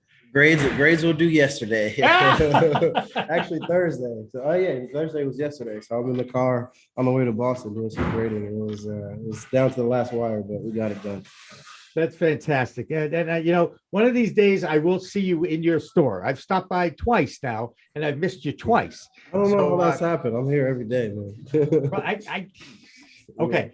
If you invite me on your show, I'll show up for sure. How's that? You know what? We will do that. I'm gonna get my guy Harry to reach out to you. We can definitely arrange it. Terrific. And then winding up our final half hour here is Miggy. And Miggy, you were a regular with Thomas Howard on the Cannabis Legalization News Show. Am I right?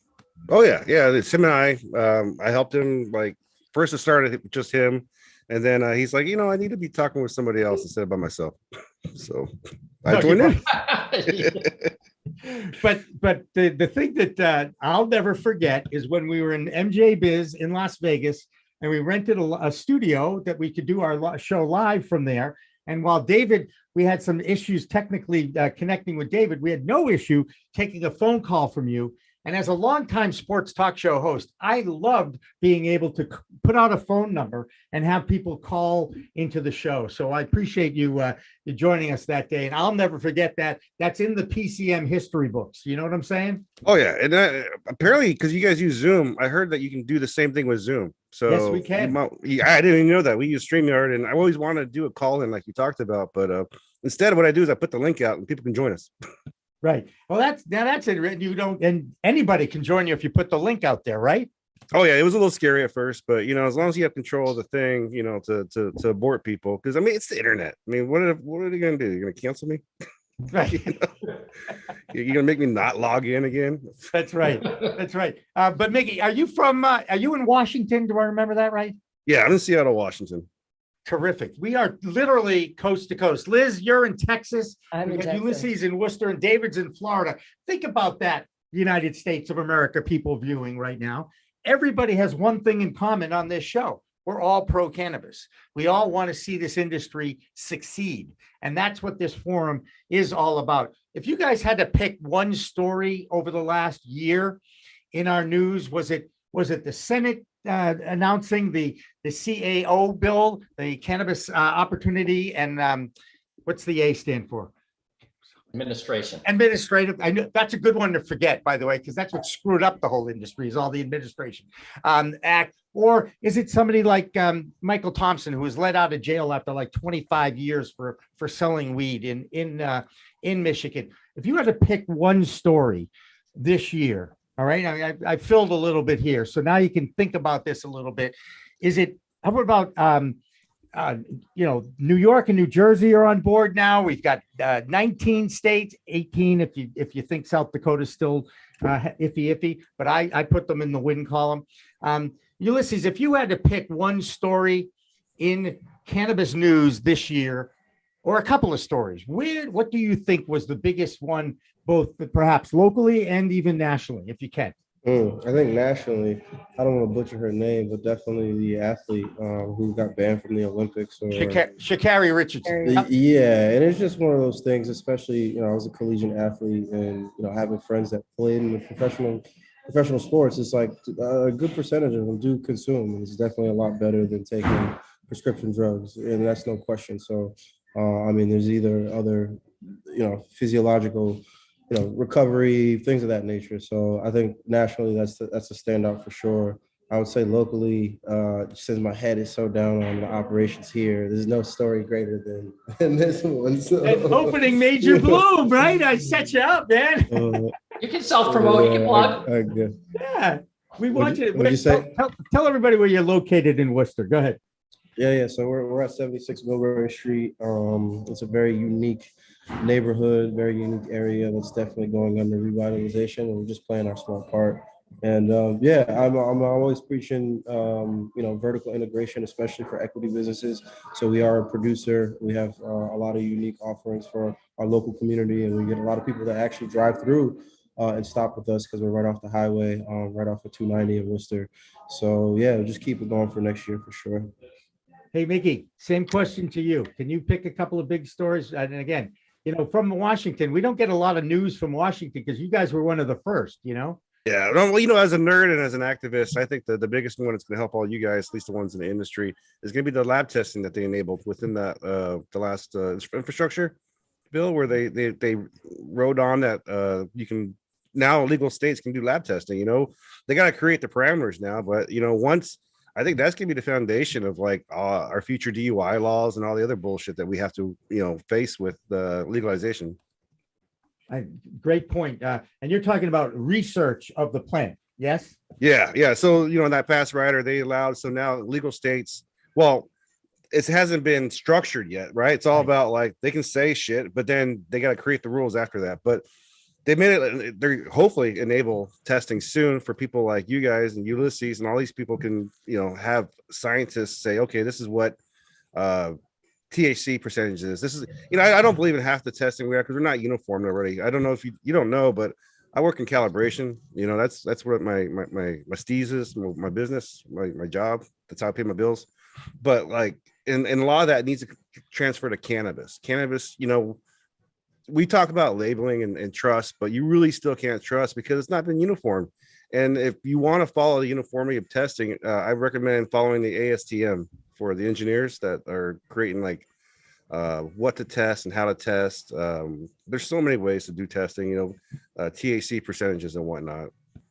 Right. Great. And look, last Saturday at BU, Boston University, there was actually a cannabis science fair.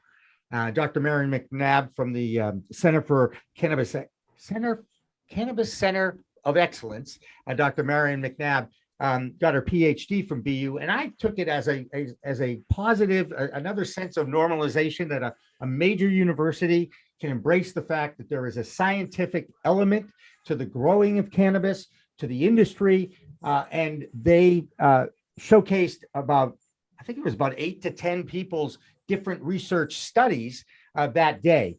And I just thought that was a great thing. MCR Labs was one of the sponsors of it, and they're a local testing lab as well.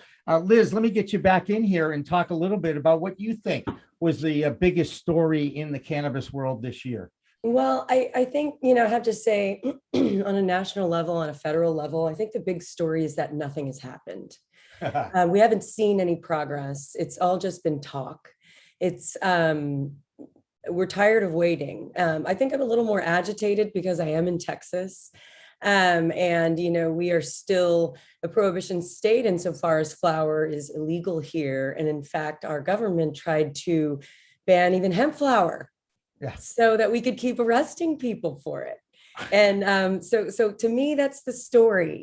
We have made progress in the state of Texas. I'm excited to announce. We had our 87th legislative session this year, and we expanded the medical program. So Texas does have a medical marijuana program. That's what it's called here. And but the list of qualifying conditions were just excruciatingly small. We've expanded that list of conditions to include all past histories of cancer and PTSD. So I'm excited to announce that I'm a patient in Texas. I hate that I qualify. I hate that I experienced what I've experienced. But by God, I have a prescription for THC in the state of Texas, and it feels great. So to me, that is the big news in Texas, is we've got a lot more folks getting access to this beautiful healing plant and opening their minds to what it can do so that they can carry over and show their support in the at the polls this November. Yeah, let's hope so. It's going to be a big election. Is Delta 8 legal in Texas? Delta 8 is legal in Texas. It's gray right now, which is completely ridiculous. Why is it even gray? There are so many ways that we fail to protect our consumers in Texas. One of the bills that passed this legislative session, and it passed within 24 hours of getting to the floor, is that now you can take your alcoholic beverages out of the restaurant. So it's priorities. And so, they're waging a war against Delta 8 and other cannabinoids. There's going to be a fight in November, you guys. This election is going to be huge. Every elected official is up for re-election. So do whatever you could do to get rid of Ted Cruz, please. Okay.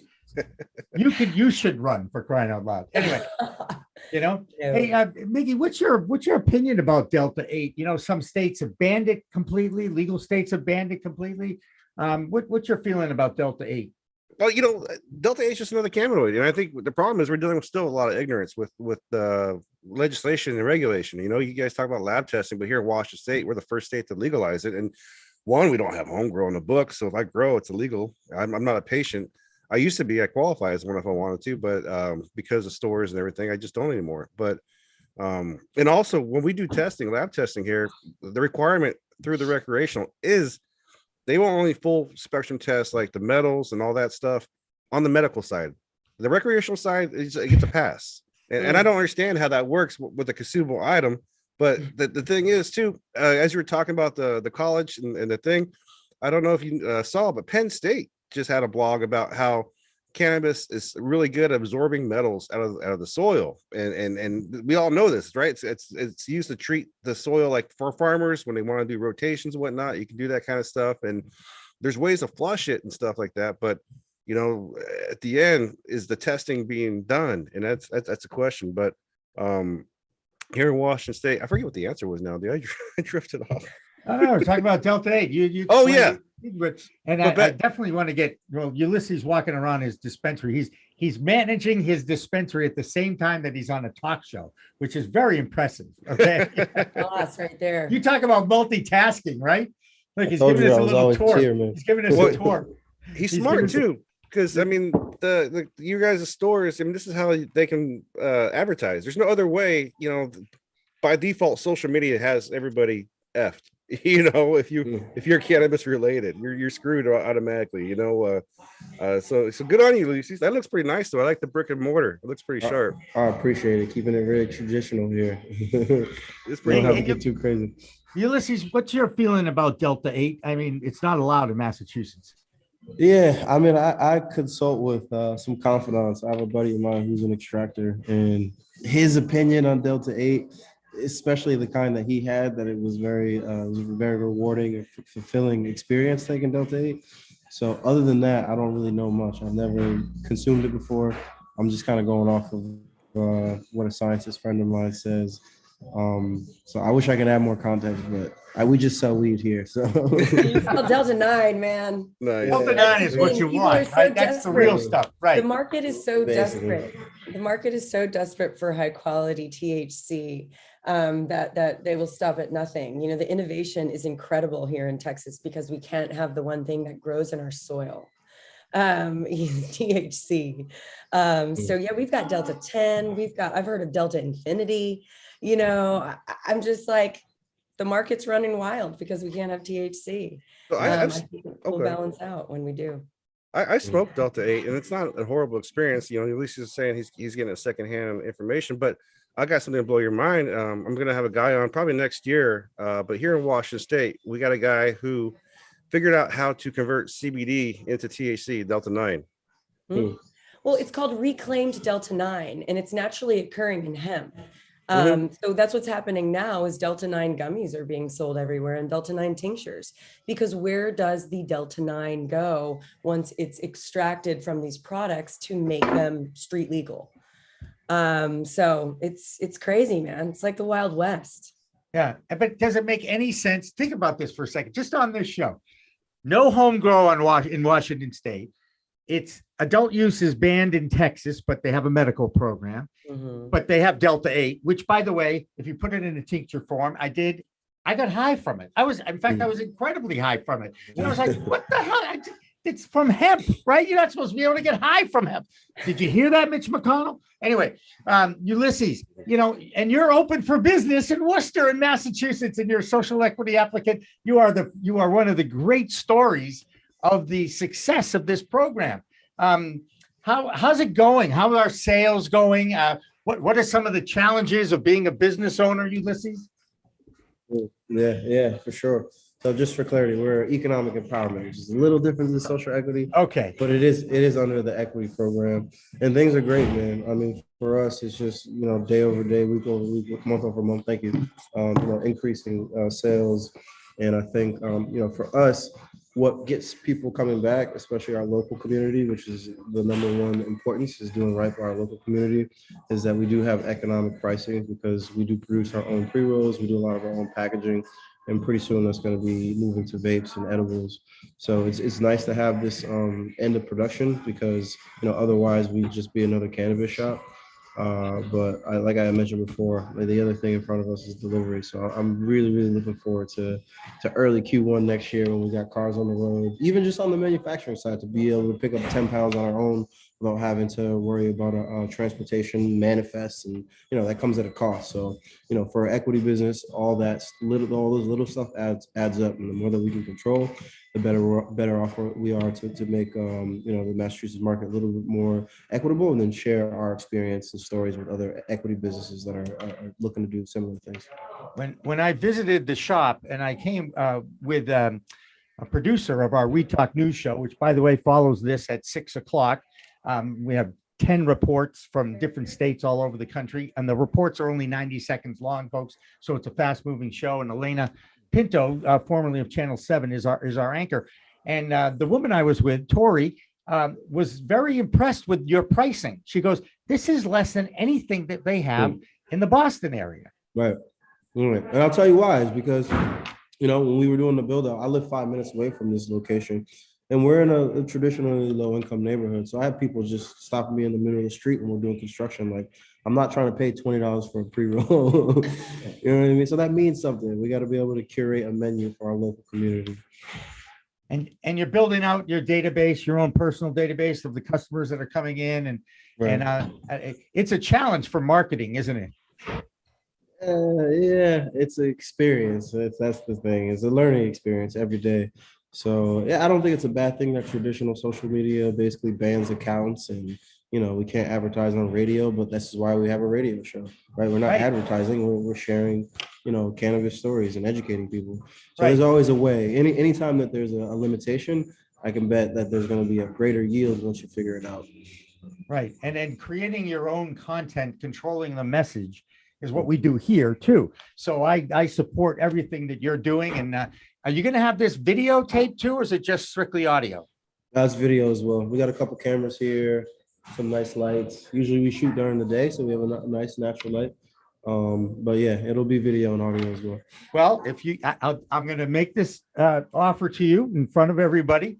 We'd love to share your show with our audience. So let us know when you're ready to go and you've got something in the can, as they say, and we'll be happy to share that with our audience as well.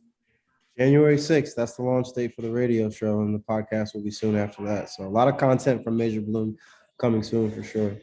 Terrific. That's awesome. And Miggy, what's next for you in 2022? We're still doing, CLN. I got to do more writing. That's what I need to do. That's how I got into the space where I'm at, is through blogging, writing. And so, really, how I've gotten my status, I guess, is through citizen activism. That's what I've been. And now I'm trying to convert that to the media stuff, and you're doing the right thing by creating your own content. That's most important. Yeah. Well, and my obsession with cannabis and the injustice and all the other stuff that we have going on. There's like you've talked about before, it's a dichotomy of people that you have on here. You have a store owner, you have a media's people, a grower. I mean, each aspect is like culture, almost. And I had a question for Ulysses though, because he said he's vertical. Where do you spend most of your time, in the garden or at the store?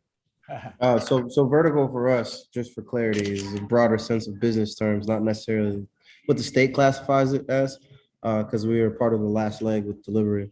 So we have a production kitchen, which is more or less an infusion kitchen. That's our production side, and then we have retail. But I do spend most of my time on the production side, whether it's labeling or calibrating our pre-roll machine. I love product development. I don't spend a lot of time in metric. We have a really, really good team. One of our folks, director of business development, she just crushes it on the data side and the inventory side. So for the most part, I spend a lot of time with our pre-rolls, and then, with our staff, just fielding questions, answering, dealing with the stresses of a business owner, or I should say, dealing with other people's stresses. There you go. All right. That's great. Well, look, Hey, Liz, you and I are going to talk this week about the show and maybe what dates and all this stuff. So we'll work all that out. But we're all very excited to have you on board and finally working together after meeting over almost 3 years ago now in Jamaica, of all places, right? Right. Well, I'm the motherland. It's the most perfect place to make a business relationship, I think. Well, there you go. Well, we made it happen. David, are you with us still?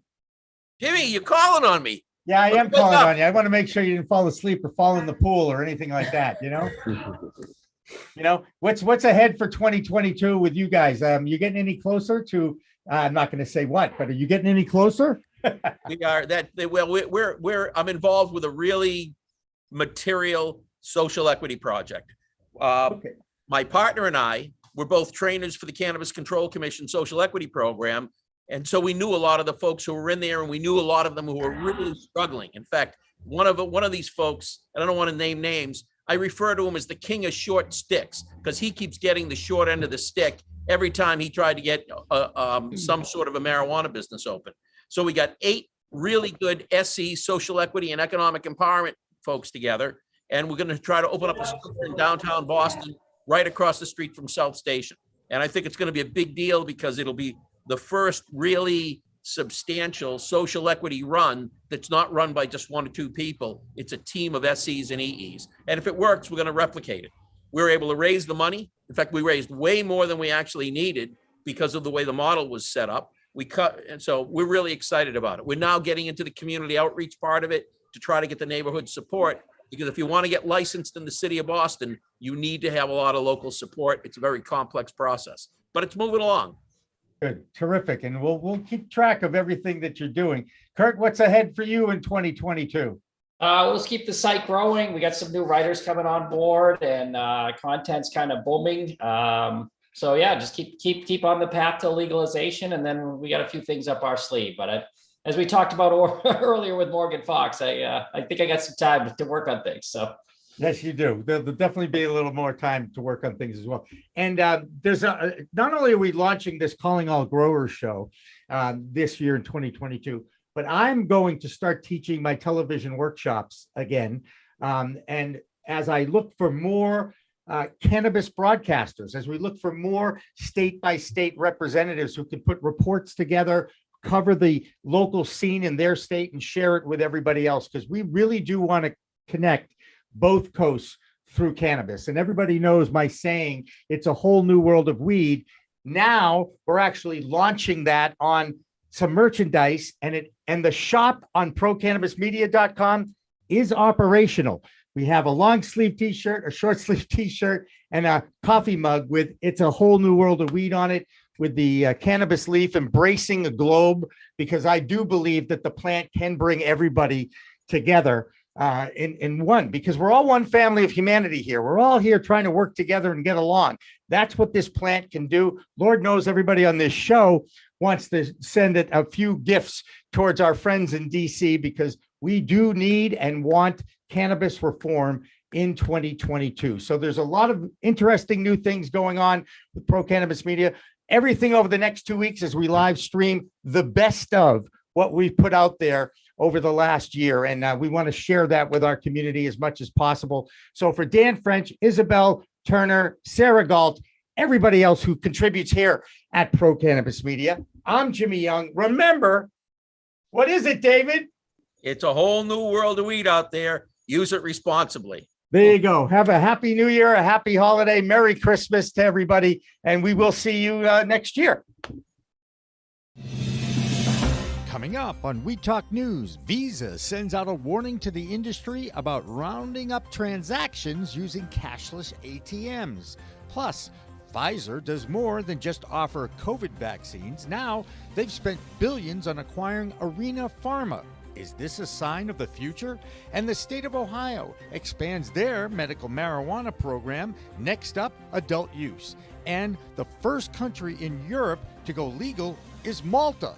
Where? It's in the middle of the Mediterranean, south of Italy, of course. Elena Pinto anchors We Talk News, coming up next. Hi, everyone. I'm Elena Pinto for Pro Cannabis Media, and it's our final Weed Talk News episode of 2021. And as you're out holiday shopping, you may need to carry cash on your next dispensary visit. Visa, the world's second largest card payment company, is sending a strong message to cannabis companies about flubbing financial records. So let's break it down. Financial institutions are still not protected by the federal government for doing business with state legal cannabis companies. Many dispensaries today are miscoding their financial transactions inside their shops, recording them as ATM fees when customers are really purchasing cannabis. It's a pretty common practice, and apparently Visa is catching on, warning cannabis retailers that they could be in trouble. Pro Cannabis Media's Jimmy Young spoke with our financial law expert, Ashley Elsner, about why this is such a hot button issue. What you're talking about there is they have merchant category codes that they assign to merchants based on what industry they're in. That helps with risk analysis. It helps with their compliance obligations to the government. And that's something that gets missed, that these codifications, the codes that they put there are deliberate and have to do with risk models. And some of that has to do with pricing, but a lot of it has to do with monitoring, which is a requirement that you have as a financial institution of any type. You're supposed to be monitoring for money laundering, and you're supposed to be monitoring for fraud. I would think that these companies that are licensed dispensaries that are practicing this have legal counsel. Was there legal counsel advising them, saying, no, what you're doing is okay? I find that very, very unlikely, because any lawyer that understands the financial systems would tell them that this is not okay, that miscoding as a practice. They would tell them that as a sniff test, this seems a little funny. And when they started looking at the receipts on it, they would say, this is not receipted the way that it's supposed to be. And they, yes, it's true that they would probably advise them that this is not a good system if they understood it. But that's the tricky bit about this. This is a really specialized area of law, a very specialized area of law. And you need to understand the market dynamics of the players that are already the legacy players. You need to understand the rules and regulations and laws that apply to you. And you also need to be completely transparent with anything that you're doing, because actually in the United States, we are required as financial institutions to be completely transparent with one another and with the government about what we're seeing in this transaction space. So, I mean, this is actually a law enforcement and a national security issue. And let me just tie that back to it really quickly. When we're using transaction monitoring and monitoring for fraud and money laundering, it's indicative of other criminal behavior. So it is a very, very bad idea for a dispensary who is licensed to be using systems that, honestly, like the experts would tell you, this is not a legitimate system. This is not a legitimate way to do this. It doesn't look like any comprehensive cannabis reform will be passed in Congress this year. On Thursday, Representatives Earl Blumenauer and Barbara Lee released a memo detailing the efforts for cannabis reform on Capitol Hill this year and what to watch for 2022. The memo points to progress in the form of the various cannabis legislative bills that were filed this year, even if they weren't enacted. The lawmakers stress the work to reform is far from over, and with more from the nation's capital, here's Vote Pro Podcast's Phil Adams. Hi, I'm Phil Adams from Vote Pro Podcast, here with the Weed Talk News DC Report. A memo released by co-chairs of the Congressional Cannabis Caucus highlights this year's developments in cannabis legal reform and sets forth priorities for moving forward. Representatives Earl Blumenauer of Oregon and Barbara Lee of California, both longtime champions of reform, released the memo listing all the legislation introduced in the House this year, including some that have advanced. The memo goes on to laud the record number of states that legalized marijuana for adult use in 2021, saying that together they have, quote, set the table for comprehensive cannabis reform. A new survey released this week finds that not only has cannabis use not increased among young people since legalization, it's actually decreased significantly. The study found that among 8th graders, cannabis use dropped from 11.4% in 2020 to 7.1% in 2021. For 10th graders, the drop over the same period was even steeper, falling from 28% to 17.3%.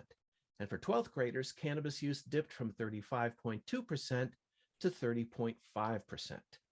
This latest data comes on the heels of several other studies that show no statistically significant increase in youth marijuana consumption following legalization. Among them are the National Survey on Drug Abuse and Health, the Journal of the American Medical Association, the National Center for Education Statistics, and the Centers for Disease Control and Prevention. A new study published by the National Cancer Institute is highly critical of the current state of the federal regulatory system regarding cannabis research. The paper, titled Challenges for Clinical Cannabis and Cannabinoid Research in the United States, is the latest in a 9-part series stemming from a 2020 symposium by the NCIA about the science behind using cannabis as a cancer treatment. The paper focuses on how conflicting federal and state cannabis regulations, particularly the Controlled Substances Act, create undue barriers that hinder much-needed research. A team composed of scientists from the National Institute on Drug Abuse, the National Institutes of Health, and the Food and Drug Administration write that administrative burdens stifle scientific investigation of the potential health benefits and safety concerns of cannabis. This study is especially significant in that it represents members of the federal cannabis regulatory system critiquing the system itself. That's the Weed Talk News DC report for this week. I'm Phil Adams from Vote Pro Podcast. MSO Curaleaf has been facing fallout from a THC CBD label mix-up earlier this year. Now, a lawsuit out of Oregon claiming a wrongful death due to the mistake. The lawsuit claims a 78-year-old man consumed the mislabeled products, leading to an emergency room visit where doctors say he exhibited stroke-like symptoms. The man's family believes large consumptions of THC caused him to become comatose, where he later succumbed to an unrelated bout of COVID-19. If the courts favor on the side of the family, it could be one of the first cannabis-related deaths we've seen. With more from the Pacific Northwest, Josh Kincaid has our Washington State report. I'm Josh Kincaid from the Talking Hedge with the Washington State Cannabis Report for Weed Talk News. Did you know cannabis cafes in Washington State are a Class C felony? The law prevents the ability to maintain or operate a marijuana lounge in Washington, which may be the strictest law in the country as it pertains to cannabis consumption lounges, if not the strictest law in the world. So what happened? June of 2015, Washington created an emergency law preventing businesses from operating cannabis cafes. Fast forward more than half a decade, and that law is still there, while most of the members of the House and Senate in the state capitol have no clue to its existence. So as chairman of the Cannabis Lounge Committee at the Cannabis Alliance, which is a Washington State nonprofit organization, I drafted a bill back in November of 2019, postponed by COVID, and I'll be resubmitting that in January of 2022 to try and overturn that felony. But who cares? Well, Washington State's not vertically integrated. So that means retailers don't have this production or grow, and they don't own brands or manufacturing, making this state a forgotten investment opportunity to other MSOs and large cannabis brands. So cannabis cafes could be that extra license and or opportunity for local companies needed to collaborate or pivot to stay relevant in a time when cannabis brands are becoming paramount. So next time you'll find out about Washington State's 2022 cannabis legislative priorities. But with that, we're gonna have to roll this one up. We're gonna have to roll up this Washington State Cannabis Report. I'm Josh Kincaid from the Talking Hedge for Weed Talk News. Don't forget to like, share, and subscribe, or don't, and I'm out. New year, new tax regulations. Sales tax on weed in California is posed to rise another 5% on the first day of 2022. Since the passing of Proposition 64 to legalize adult use cannabis, California's regulated market has struggled to battle the illicit market. And some are worried this tax hike won't help. With that, Christopher Smith has this week's California Report. Hey, thanks for the intro, guys. Here's the last California roundup for 2021 for Weed Talk News. Joe Biden has been president for 299 days and cannabis is still a Schedule I drug. which defines it as more dangerous than cocaine and crystal meth, though we all know how ridiculous that is.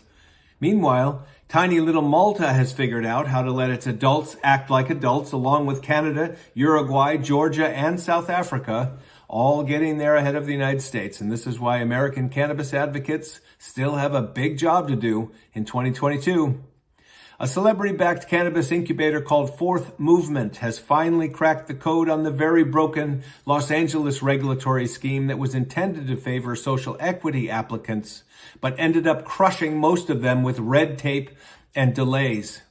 Its first dispensary opened this week, called 64 and Hope. The company provides capital, training, and handles the mess of regulatory details, and provides store owners with 81% equity in their business to help begin to build business strength and wealth in the community. Now, Mike Tyson is a Brooklyn-born boxing champion, but a California-based weed baron. His updated brand, Tyson 2.0, is now in 100 dispensaries across the Golden State, with ambitions to be in 500 by the end of next year. Says Thunder Mike, "I'm better today thanks to the healing powers of cannabis, and I'm eager to share what we've created so others can benefit from this magical plant the way I have." Now, the company calls him the Chief Brand Officer, but I still call him Champ. You should too. Amazon may provide free shipping, but can you beat this? Canada celebrities will soon be joined by NBA legend Dwayne Wade. The 13-time All-Star and 3-time NBA champion has just finished a memoir called Dwayne, and he's also announced a limited edition cannabis line with the California weed brand called Jeter. Now, the drop includes 3 exclusive strains. Each pre-roll pack will also come with a copy of the book. Now, that is a creative package. The book and the Jeter Reefers will hit dispensaries today in cities across California. And finally, here's a nice holiday story. In a dramatic reversal, a 90-year-old seriously ill federal inmate serving life in prison for a non-violent marijuana trafficking crime will go free after an ordinarily stone-cold judge granted him compassionate release on Tuesday. Horatio Estrada Elias, who was the subject of a CNN investigative story in September, is set to be freed this week after more than a dozen years behind bars. He'll go home to live out his last days with his sister and her family in San Diego, California. And I'm Christopher Smith for the American Cannabis Report, sending peace and love and holiday cheer from the legendary cannabis state of California. For Weed Talk News. Vermont is one of the latest states to be plagued with tainted weed. Police in one town reported their first case of fentanyl-laced cannabis back in November, which they say led to an overdose. Another reason lawmakers there say the state should legalize and regulate the plant. With that, Jessie Lynn Dolan has our Green Nurse Report from Vermont. Hi, I'm Jessie Lynn Dolan from Nurse Grown Organics and Vermont Cannabis Nurses, and this is the Weed Talk News Vermont Report. The Cannabis Control Board met on both Wednesday the 15th and Friday the 17th as they continued to discuss the proposed rules and regulations for both medical and adult use programs while they prepare to send final recommendations to the legislator for ultimate approval. Hout and Hetty have put together a holiday party that even this nurse can't resist. Their December 19th event will have over a dozen different Vermont craft cannabis cultivators and features music by Multi Beast. Check Hout and Hetty out on Instagram for more information. On December 16th, the Cannabis Generation hosted an Access to the Industry fundraiser at Rail Yard Apothecary in Burlington to support budding BIPOC entrepreneurs and curious consumers. Vermont Cannabis Solutions, Vermont NORML, and Julie Hulberd from the Cannabis Control Board were in attendance. That's the Vermont Report for Weed Talk News. I'm Vermont's cannabis nurse, Jessie Lynn Dolan. A similar story could be growing down in Florida. Authorities there say nearly 40 people in the Tampa Bay area recently developed severe bleeding after using synthetic marijuana or spice from street dealers. More fuel for Florida to potentially argue for an adult use market. Sticking with the Sunshine State, Heather Allman has this week's Florida Report. I'm Heather Allman from Cannabis Law Report with the Florida Cannabis Report for Weed Talk News. After years of partisan squabbling over the state of Florida's medical marijuana program, Democrats and Republicans are coming together to push what they're calling a major reform bill, which aims to add new rules to Florida's medical marijuana industry. The bipartisan Cannabis Reform Bill, HB 679, is sponsored by Representatives Andrew Learned and Spencer Roach and will allow for many other regulations such as telehealth and prohibit marijuana advertising. It's unclear whether House Speaker Chris Sprowls or Senate President Wilton Simpson will support the measure, but it's refreshing to see a bipartisan effort. On December 14th, 2021 in Tallahassee, Florida Agriculture Commissioner Nikki Fried announced that the second Florida International Agriculture Innovation Summit will take place March 30th through 31st, 2022. The two-day virtual day summit is supported by the governments of Florida, Israel, Canada, and the Netherlands, and hosted by the Florida Department of Agriculture and Consumer Services. The full summit agenda, including panels, speakers, and special guests, be announced in early 2022. During a December 9th meeting of the Miami City Commission, a majority declined to hear a resolution regarding MRC 44 LLC versus the City of Miami and deferred the resolution until January as the ban on medical marijuana treatment center dispensary facilities within city limits staggers on into year 3. A hearing is now set for January 14th, 2022 in the 11th Judicial Court of Florida. That's the Florida Cannabis Report. I'm Heather Allman from Cannabis Law Report with Weed Talk News. A new study shows youth consumption of cannabis decreased significantly in 2021. The federally funded Monitoring the Future survey has been tracking adolescent drug use since the 70s. And this year, they revealed a large drop in cannabis use amongst 8th, 10th, and 12th graders, despite a rise in legalization.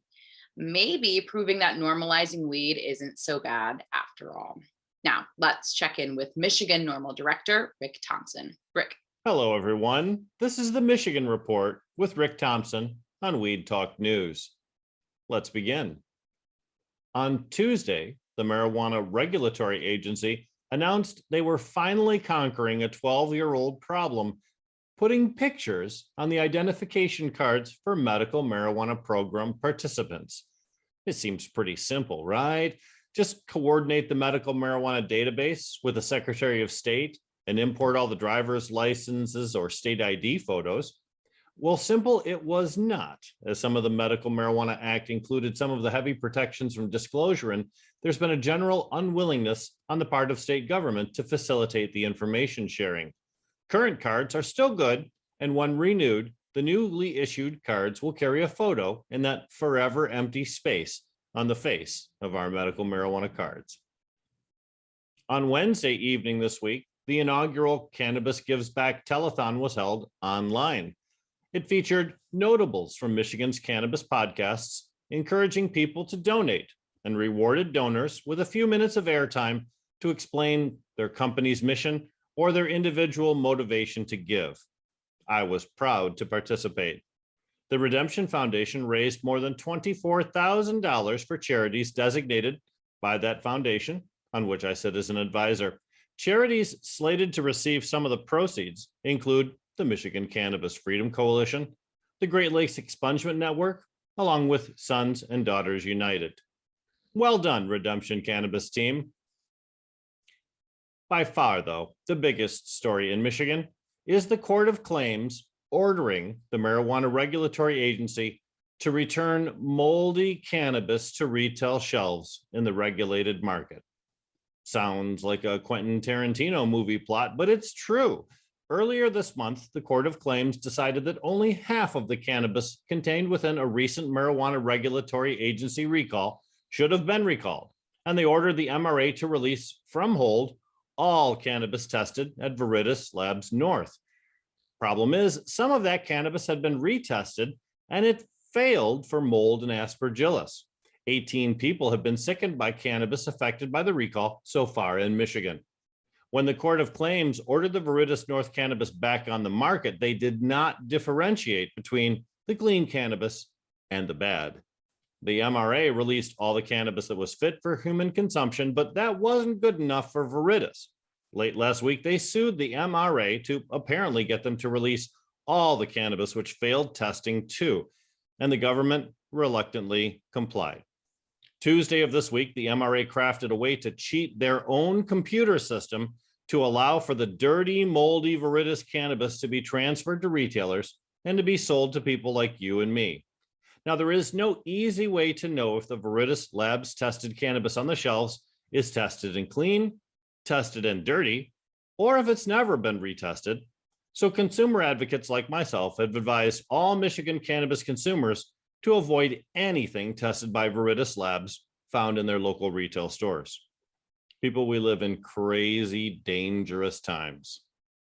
And that's it for the Michigan Report with Rick Thompson on Weed Talk News. A native tribe in New York is kicking off adult use sales. The St. Regis Mohawk tribe in upstate has awarded 3 cultivation permits, putting them on the path to be the first adult use retailer in the state.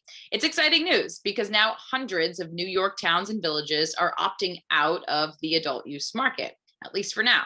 And right now, more than 400 of them have decided not to allow adult use dispensaries or consumption sites, at least for now. And in New Jersey, applications are now being accepted for growers, manufacturers, and testing labs. As of this week, nearly 700 businesses had already filed, hinting the Garden State may soon be budding with plenty of product. And sticking with the East Coast, Claudia Post has our Pennsylvania report. I'm Claudia Post from Most Consulting Group, and I'm right here in the Keystone State, Pennsylvania, reporting for Weed Talk News. Controversy over Pennsylvania's review of medical cannabis vape products has proliferated. Regulators are warning that some products could be removed from the shelves if deemed unsafe by the state's review. Well, that's really odd because the state has already approved these vape products, so we in Pennsylvania don't understand what triggered this review.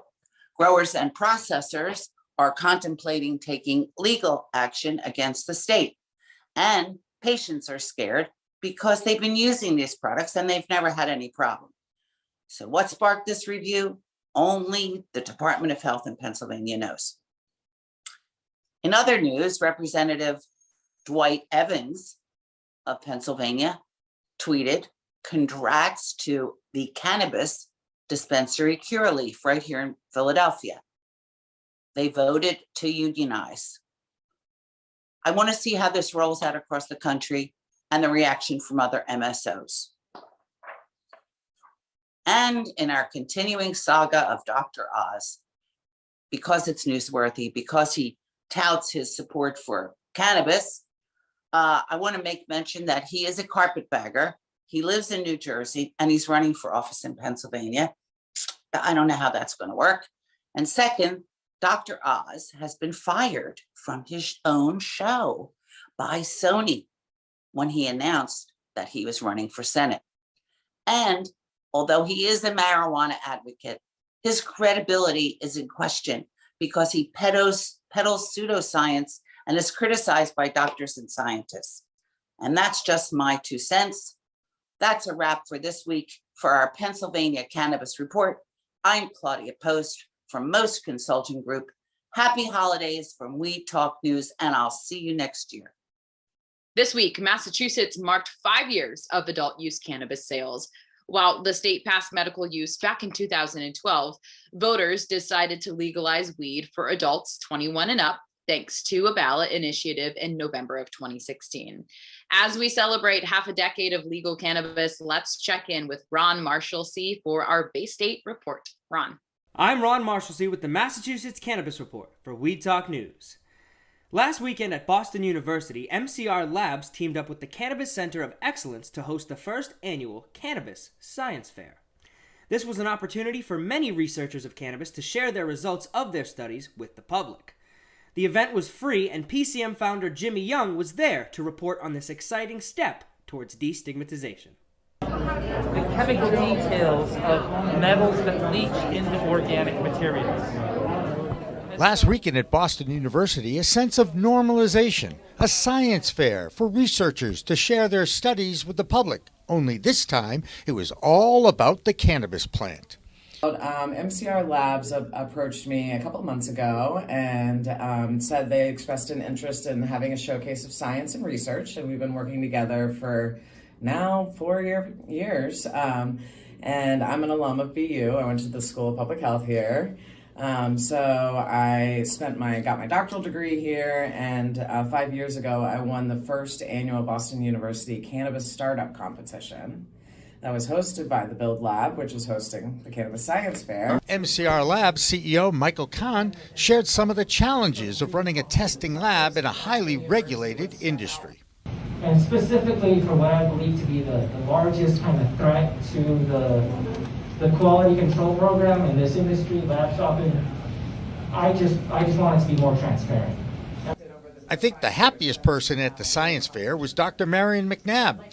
Her life is research, and her Cannabis Center of Excellence has carved out a leading role in the acceptance of cannabis as a medicine backed up by science.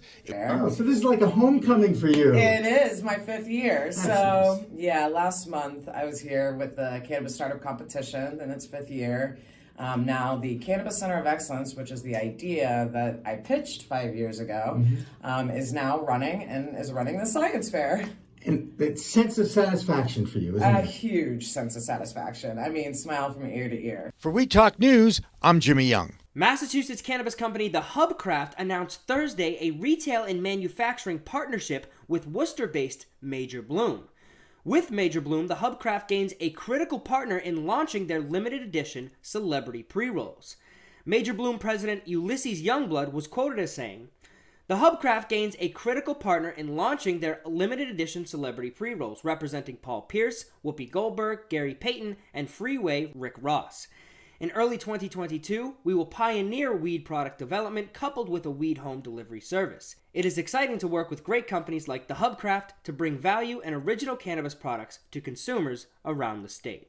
Limited edition pre-rolls for the brands Truth 34, Emma and Clyde, Peyton's Place, and Freeway will be available at select dispensaries throughout the state starting Monday, December 20th.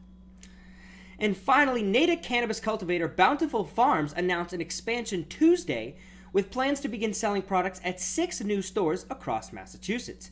Bountiful Farms operates a medical dispensary in Natick and grows all of its products at a facility in Lakeville. That facility will double the amount of cannabis plants it grows to sell products at new retail stores in Franklin, Brockton, Salem, Salisbury, Amesbury, and Kingston. That's this week's Massachusetts Cannabis Report. For Weed Talk News, I'm Ron Marshalsea. Malta has become the very first European country to legalize recreational marijuana.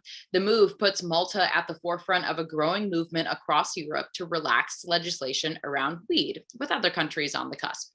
With that, Stephen Arthur George has this week's European Report. I'm Stephen Arthur George from Kai Advisors in Lisbon, Portugal. This is the European Cannabis Report for Weed Talk News. Big news out of the European Union this week. Malta will be the first EU country to legalize cannabis for personal use. Just this week, the Malta Parliament voted 36 in favor, to 27 against for the regulation of personal use of cannabis. They will be the first European country to allow the consumption, possession, as well as the cultivation of cannabis. When we look a little bit deeper into the regulations of the country off the southern coast of Italy, we see that they will allow to possess up to 7 grams of cannabis, be able to cultivate 4 cannabis plants at home, and will allow for nonprofit clubs to exist. Canopy Growth starts to back out of the EU medical cannabis industry.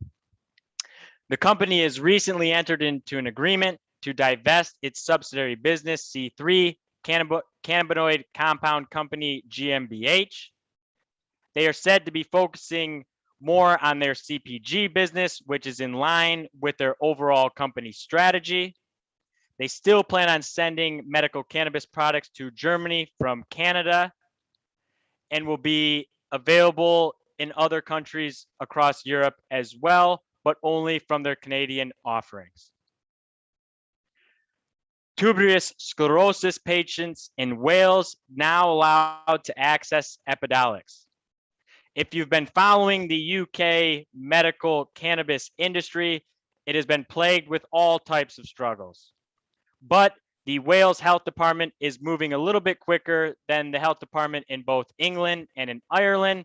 It is now making Epidiolex available for these patients.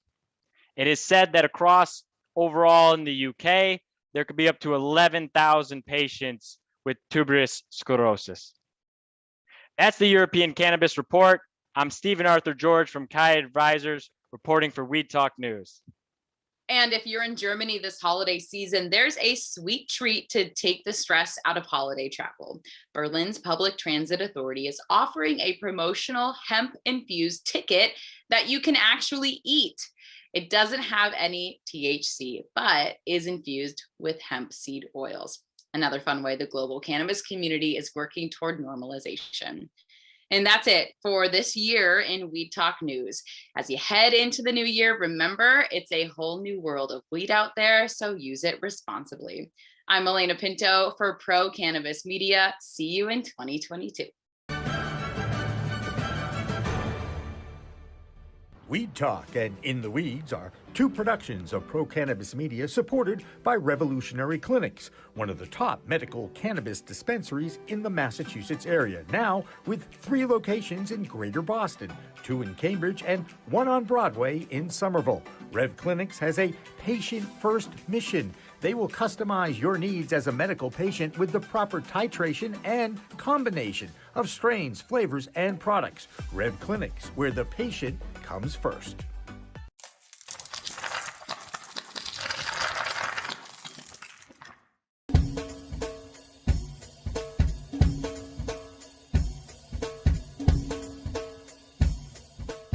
Difference is building a solution for that individual.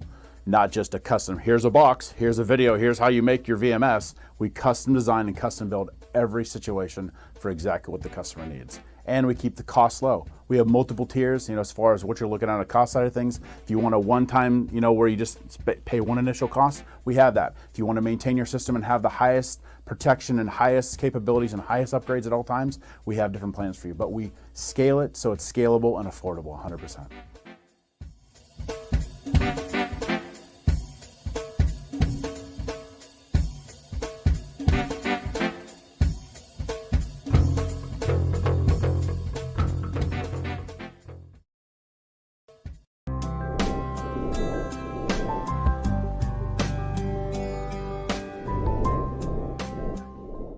Pro Cannabis Media programming is available live and on demand on our Facebook page at Pro Canna Media, on Instagram at Pro Cannabis Media, on LinkedIn also at Pro Cannabis Media, on YouTube and YouTube Live on Pro Cannabis Media, Twitter at Pro Canna Media, and on twitch.tv/Pro Cannabis Media. So like, share, and subscribe to all of our content, newsletters, and shows live or on demand.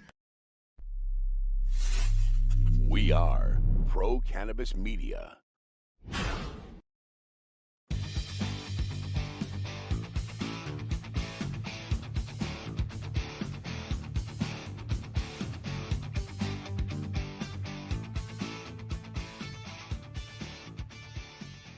You guys are joining me today in a conversation. I want to make sure I introduce everybody. I here at the Dr. Mary Show, I'm interviewing the famous, the one and only Tommy Chong.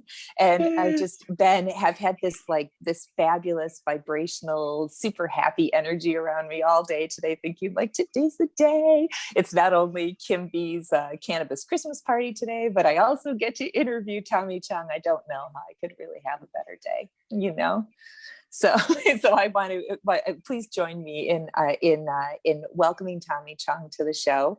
And I've been collecting questions from people as I've been going along. So I have so many questions to ask. And I don't think that you need any introduction, but it did occur to me, how would you, Tommy, introduce yourself if you had to introduce yourself? I like the way I always introduce myself. It's like saying, "Oh, excuse me, sorry." When you join a group. Well, sorry, didn't mean to interrupt. Because I'm always doing things, where I have to say, "Oh, sorry, excuse me." I thought you were someone else.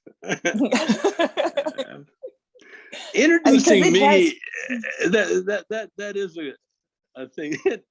People spend hours telling people that they don't need to introduce me. You do need no introduction, but you've also had so many accomplishments over your life. And then, like, what is the lead accomplishment that is the one that would lead your series of things that you do in an introduction? I mean, you obviously must be so proud of the great work you did as a young man with Richard Marin, with Cheech Marin, creating an iconic movie. And then you've had your CBD line.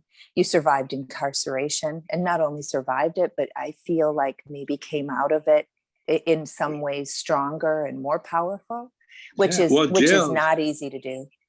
Well, jails, if you treat them right, they can be like greenhouses, you know, because all you have to do really is evolve in jail. That's the only thing you really are allowed to do, you know, because you're so confined and everything's planned out for you. And so you're allowed to sort of like drift away into your mind, your imagination, you know, and then you can take, this is what I did. I took, because it was, to me, my incarceration was an adventure. It wasn't I tried to get out of it, you know. I tried to get out of it, but the more I tried, the more I realized I really don't want to get out. I want to see what prison's like. I want to experience it. I really did. Because when I was younger, I grew up in sort of like a poor, rough crowd, you know, where it was normal for your friends to be going to jail. One of them, you know, it was normal for the kind of guys that I hung out with, you know, it was a toss up of who was going to go to jail first. And my buddy did. Oh, wow. And when he came out 2 years later, he was all buffed and he was so good looking, and, you know, because all he did grew was up work a bit out. in jail. Well, all he did was work out, you know, and take care of himself. And so I was kind of pissed off because, you know, because we were like identical. And then he went to jail for 2 years, worked out, and we got all buffed and looking good. And so when I eventually ended up in jail, I was glad, you know, I really was, because I wanted that experience. I wanted to feel what it was like. It was like I'm a writer, so I was embedded with the troops, you know. I was at the front line. Yeah. Yeah. Did you feel like it allowed you to get more in depth with your own life experience and with the things, or did you feel more in touch with the people around you? I mean, I sometimes feel like that's the thing with cannabis that you get that you don't, of course, get with alcohol or other drugs, is this sense of oneness, or this sense of us being all here together and all working together. I mean, cannabis and mushrooms as more of the head trip that you get from it. Do you think that having that in your background and being able to see yourself as like a finger on a hand with all, you know, like all of us being fingers on one hand, did you feel that level of connection, or was it more of an exclusive thing? You know, my whole life, the other thing I realized after I thought about it for a while was that I grew up being incarcerated. My earliest memories was in a hospital. My mother got TB when I was an infant, you know, barely, not even a year old, I guess. And then, no, I was about 3 or 4, I guess, when she got it. And so they examined the whole family, and they found a lung, something on my lung. As a kid, so I spent a year in the hospital, and so, you know, I was like incarcerated, and then my mother was in the sanitarium, so we never had a home, and so my dad had to put us in an orphanage, which was the Salvation Army home, and so I went from the hospital. When I was healthy enough, I went right into a home, another incarceration. Oh my word! I didn't know that about you. Yeah, so I was incarcerated, and I was in the home for about a year, maybe more. I can't remember, but I was like in jail. You know, Yeah. I had no family. I just had me, and then whoever I made friends with, you know, and it's like you're like in jail, you know, all of a sudden you're buddies because you both got the same problems. And So did it teach you really to be independent, or did it teach you to really lean on your friends and to be able to rely on the people around you? You know what you learn in jail? You learn how to make your bed. You cannot leave your cell with an unmade bed. You have to, the bed has to be made up and the cell has to be swept before you're allowed to leave. And then you can go about your life. So I learned how to make a bed, sweep a floor, and wash pots and pans and dishes. That's what I learned in jail. You know, I mean, we owned apartments when I was growing up, and my dad always gathered the garbage himself, and he'd throw it in the back of the truck. And he made it was just his garbage run. He did it once a week, and then he'd drive it out to the dump. And it was, you know, at some point it became unnecessary for my dad to do garbage, but he kept doing it because he said it was valuable for him. It was important for his heart and his soul and his personal development to do that job. It's our existence. It like tells you that you are part of the earth and you're existing, you know, and you have to clean up your own environment. You can't expect other people to do it for you. I mean, that's there were so many things that, and the other thing too, that when I was poor, I was only the only entertainment the only reason we had to dress up was to go to church. And, sure. Yeah, Sunday school. That was the big event of the week. That was the only event. The only event. There were no movies. There was radio, but there was like one station. There's no restaurant food. There was no restaurants. We had what they call a corner store, but it was about half a mile away. Yeah, I mean, and then I find out just recently that I'm 8% Native. My mother was 20%. That meant my grandmother was half Native, and isn't that something wonderful about you? It explains everything. You know the band Robbie Robertson? Mm-hmm. Okay, he's half Native and half Jewish. That's an interesting combination. That's why he's Robbie Robertson. That's why he was so. He not only had the talent, but he knew what to do with it. And so, being part Native, my early life, I was like in a reservation house, because when my dad finally got us a house, he paid $500 for this cottage. $500. $500 for about a half an acre, maybe more. And it had a cottage and a shed and an outhouse. But my dad, who was very Chinese and very cultured in his own way, the first thing he did was build us a new outhouse. And he built a state-of-the-art outhouse. It was like you could live in it. It was so nice. It was like very Oriental, very Japanese, but very Chinese. But and you grew up in Canada. Yeah, I grew up in Calgary. Yeah, my Canada. dad talks about going out to use the outhouse and sweeping the snow off of the seat before he sat down. Yeah. That's it. That's when you realize about bomb movements. If you can control them, boy. Woo. Grateful for fiber, you know. And listen to what my mother had to do. Now she just got out of the sanitarium. 5 years is with TB. They took out one lung, and so now, but she's a quarter Native, and so she had to wash everything by hand. Mm-hmm. And we used to heat the water on a wood stove, and then she'd get the scrub brushed, and then when my brother, who's older than me, and her would hang the clothes up to dry on the line outside.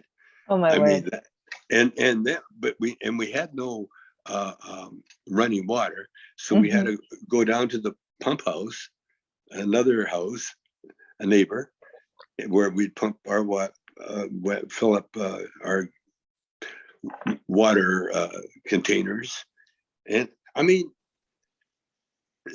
going to jail was like going to a country club. It sounds like it compared to that It childhood. it You know, was. I never know what, we did a lot of work, like a lot of yard work, a lot of apartment flips. We just did a lot of heavy labor when I was little. And I don't know, looking back, if it was really valuable or if it created, I'm not sure if it created a work ethic. I mean, I've always had a big work ethic my whole life, and I'm not sure that all that work, necessarily engaged a higher work ethic, because my brothers and sisters don't necessarily work as hard as I do. I mean, what do you think about how all of that shaped you, and about how that, in addition? Yeah, we're all individuals. That's one thing. We are so individual, every one of us, no matter how close you are to your mom or dad or your brother or your sister or your twin even, we're all individuals. And we're all here for a different reason. That's another thing too. And we're all here, we're all eternal beings. So you put all this together, and then you get a really a clear look at who you are, where you are, and what you're doing. And if that's part of your curriculum, that you're taking, it's not everybody. Everybody is on a different learning path, and a lot of people are all together. They're all learning together, and they're tribal. We're very tribal, and I would agree with you with that. And we're all evolving. And the greatest thing, the one thing, there's a few things that Christianity taught away from. I like how you changed that. Like the greatest thing. Well, there's something that Christianity taught. It's hard to say what the greatest lesson is. Maybe love one another might be the greatest lesson. Oh no, the greatest. Well, it all varies for everybody, but I think for me the greatest lesson was realizing that we are eternal beings. Because if you realize that, then that's why there are people on this planet that have no fear whatsoever. They have no fear.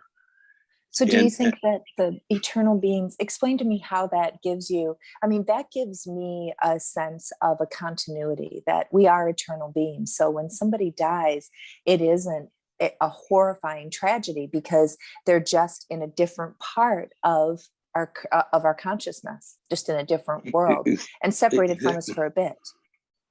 Well, separated from us physically. See, we're all connected. See, we're all electric matter. Think about electricity. We're all electric matter. And all just atoms swirling, All exactly. And there's a positive and negative. See, in order to make energy, you have to have positive and negative. You can't have one or the other. You have to have them both together. And so that's why we have good and bad, you see. And we vacillate in between. And what they are is learning. We're in the physical world, so we're here to learn, you see. And think of this. I just realized this a little while ago. Because there are opposites. I mean, in the physical world, every action, there's a reaction. For every up, there's a down. For every left, there's a right. For every right, there's a wrong. You see, wrong exists, but not really. The wrong answer. You have to be able to have a wrong answer to everything. You see, so that's why everything can't be perfect, because if it was perfect, it wouldn't be here. It would not exist. It can only exist if there's the opposite to what it is. So isn't And it so, funny that there's the physical and there's the eternal and there's the, right and the wrong, like the unkept bed and the made bed. And somehow that connection between the physical world and the eternal world is brought about through this physical activity, through labor, through tidying up of your physical world, or through, doing your tasks, that you can actually see the eternal. yeah. If that's what you're meant to do. You see, that the whole thing is, and that's why a lot of preachers, they kind of go bad because this knowledge, we're witnessing that. Yeah. Well, this knowledge that we have is only to be shared by those who have ears, those that understand. It's like throwing your pearls before the swine sort of thing, and so that's why, like, you only respond when you're asked. That's another give and go. I don't like to preach or to even appear to be preaching, because that's not the way people evolve. In other words, some people like me can be spoilers. You're spoiling somebody because you tell them the end. I think you can learn through doing it, which takes a lot of time and is probably the most expensive. Or you can learn by listening to somebody give you advice, or you can learn by watching somebody else go through their experience and try to mimic what they're doing. And that may be the most fun, because the advice is a bit spoon-fed. But if you can watch somebody else's life, and I mean, I am impressed with your trajectory, because there's a lot of one and done. There's a lot of people who, have a hit and then they don't know, or they can't, like, I think, remove their ego from the thing and be like, this is, I don't do exactly that anymore. I do something similar to that now, or but I don't know what the limitation is for most people. You know what the golfers call it? Recovering from a good shot. Yeah. That's what the golfers call it. You hit a phenomenal shot. Now what are you going to do? Yeah, because there's another shot. And so usually you don't want, you try to chase it. You see what I mean? You lose focus. Recovering from a good shot. Now the pros, they don't recover. I mean, the Tiger Woods and that, they don't recover. Oh, yeah. They don't recover ever. They're always in that zone, that space. And that's what I've learned, as I'm here. But as I was trying to explain why people do things the way they do, in all the scriptures of all the religions, they all there's one thing they all agree on, and that is there's only one God. That's the only thing that they agree on. Now they disagree on how you talk or how you should act and all that other crap, But the one thing that everybody agrees on, that there is only one God, the higher power. And our job on earth is, we've been told, it's a game, really. Life is a game. And the holy books, especially the Christian Bible, has rules of that game. And if you follow those rules, you will not only survive, but you will prosper beyond your wildest dreams. Because when you play the rules, you get rewards. See, like any game, if you get rewards for winning, and you lose rewards for losing. That's why life is a game. But we're always learning. But do you think that's so? Do you think that really, really is true? Because there's so many people who work so hard and never get rewarded for that work. And because they're violating a rule. Some rule in that list, they're violating it. and when you violate rules like that, these are eternal. These are biblical eternal rules that you cannot break without certain, it's mistakes. They're mistakes. You cannot make those mistakes, you see. And that's what life is. But to tell people that aren't ready to hear that, or not ready, or not, you're not supposed to be spoiling for them, That's why when I get asked, like you asked me, so I can tell you. Mm-hmm. But it's even gone through my head to say, hey man, you know what? I got the secret. I could probably make a lot of money, with the secrets I have. But that's not the point. That's not how you make. There again, that's breaking rules. See, if I were to do that, I would break a rule. And every time you break a rule, you pay for it. Not immediately, but like every rule, you cheat, and somewhere down the line, people find out about it. So do you feel like the rules are outlined in the 10 Commandments? Do you think those are the rules of life, or just that simply? That simple, yeah.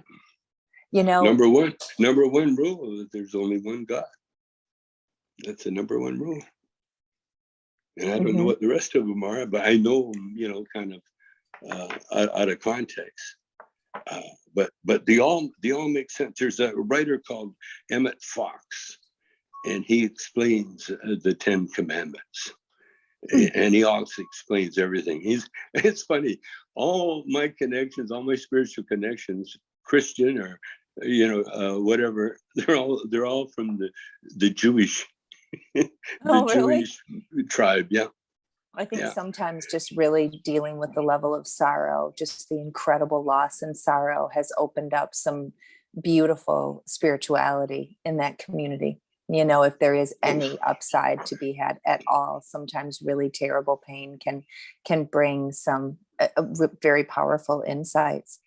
Always, not sometimes. Always. One of the things I think so many of us have trouble with in my age group that I think you've probably dealt with and could help us with is honoring your father and your mother.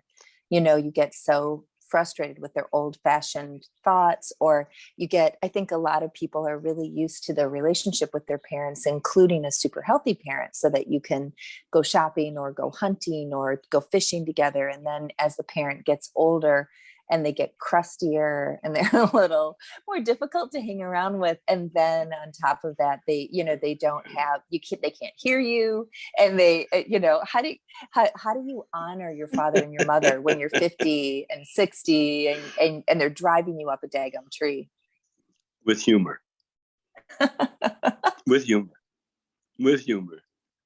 I laughed so hard at myself because of the funny things I'm doing now because I'm older. It's actually funny. I have a lot of like walking into a room and not remembering why you went there. Oh, like driving home and not remembering where I'm at. I mean, I went to the DMV to get my license, and they said read the eye chart, and I did okay. So cover your right eye. So I covered my right eye. He said, okay, give me line 5. I said, did you turn out the light? Did you turn it off? I could not see. I can't see anything because years ago I got that operation where they do that cataract operation, where they adjust your eyesight. Yep. Well, they made this one so I could see up close, this one so I could see it far away. Well, this up close, I can't see that it's too up close. And so I got a very nice fan at the DMV, and she's been giving me temporary permits. But I try not to drive now because I walk in her room and I don't see my wife. I mean that's how you deal with it. You got to laugh at it. And if they don't have a sense of humor, then they're probably hurting somewhere. No, old people. I tell old people all the time, man, you got to take advantage of being old, Don't be lifting heavy shit. Don't be walking fast. Do all those things that they expect you to do, And I said, and save your breath. Save your breath. Nobody. Don't lift heavy shit and don't walk fast. See, I'm like intentionally maintaining a very rapid walk because I don't want to be a slow walker. I just don't. I hope that never happens to me. But you think it's helpful to slow down? Listen, old people, and I know now, when you're hobbling, that means some shit ain't working. You're talking about. You're talking about the old people. They get deaf. Think about an old car. You get a classic car, and the older that car gets, certain things fall off. Now, compared to the new cars, you should junk that old thing. But there's sentimental value, and that's what with old people. I tell people now.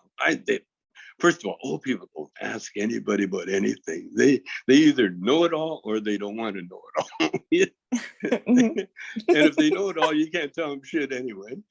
And with old people, man, we get to talk. We get to start talking, and the young people, all of a sudden, they got another thing to worry about.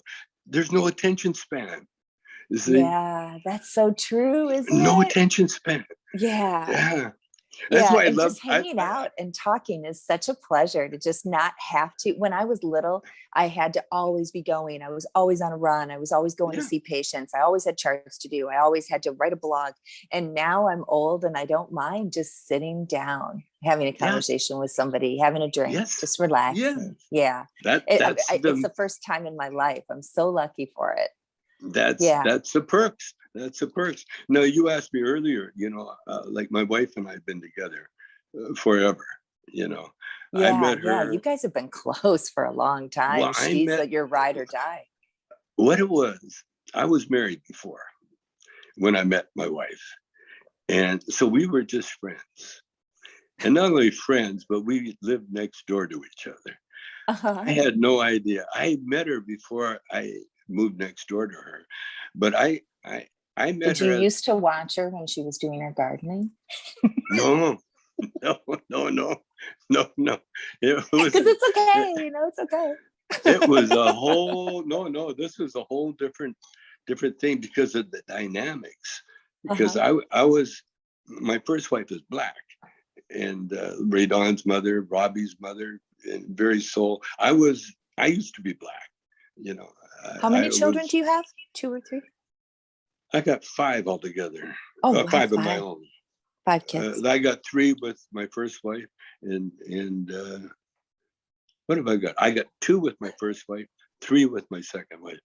Got it. But I was going to tell you, when I met my now wife Shelby, she was going to high school, and she was a fan of the band that I played in, and so she would come to the dances, and we would talk. We became friends, and she's always been gorgeous, but she was so gorgeous at 16, unbelievable, gorgeous, and a sister, just as gorgeous. She's still smoking. One of my favorite TikToks was that one where the guy did that twirl with his girlfriend, and she ended up like spread over his face. And then it went to you two, and she was looking at you like, no way. That was hilarious. That's her. You're That's like, her. I think I can do it. That's her. Well, she is so talented. See, but what happened? Going back to the reason we ended up, we were friends. We were just friends. And so I'd go on the road, and, I was married. Mm-hmm. And she was going to high school. Mm-hmm. And then next thing I know, then I went on tour. Then my dad actually told me, son, you're getting too serious with this girl, and so as a married guy, yeah. And so my dad warned me. He saw that happening, and so then I said, I better break it off. So I went on tour for almost a year, And Oh. I never called her, never, nothing. And then when I got back, first night I got back, we got together. Well, And- look at that. And it didn't matter that I didn't call. No big deal. We're together now. And been together ever since, I But guess. you know what did it? Acid, LSD. I thought you were been- going to say ass. I thought you were going to stop there. I was like, I feel like, not that it's a family show. It's kind of a 21 and up show, but I always like smoked leopard pot. print or. I always smoked pot, and but Shelby never did. Uh-huh. And Maxine, she wasn't that a big, So it was a solo thing. My pot smoking. Uh-huh. Uh-huh. But when I the first time I did acid, it was with the piano player Bernie and myself, and I had a very profound experience. And then Did you have a spiritual experience, or did you have a tearful experience, or what kind of spiritual, so Yeah. so spiritual. It was like the best spiritual experience of your life. That's what you always hear. It just woke me up to who I was, and That's so massive. then I couldn't get any acid for a while, and then I got acid, and Shelby had just come back from, she was on a vacation. She came back. Okay. So and I wanted to do acid with her. Okay. And actually what it was is I was going to do acid. She was going to be my guide, she was Okay. going to be with me. And right there, it was grounds for when you do acid with someone, that's it as far as love goes, that was it. That's a very special moment, I think, when you can trust people like to that level. I mean, I've talked to people who have done acid and like gone to the grocery store with a friend and just cracked themselves up and had a great time. But I feel like the ride is probably worth more of a sacred opportunity to cement a relationship or to, have that moment. Yeah.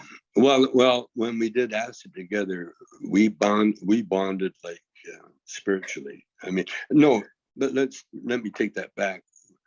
We both realized that we had been together before.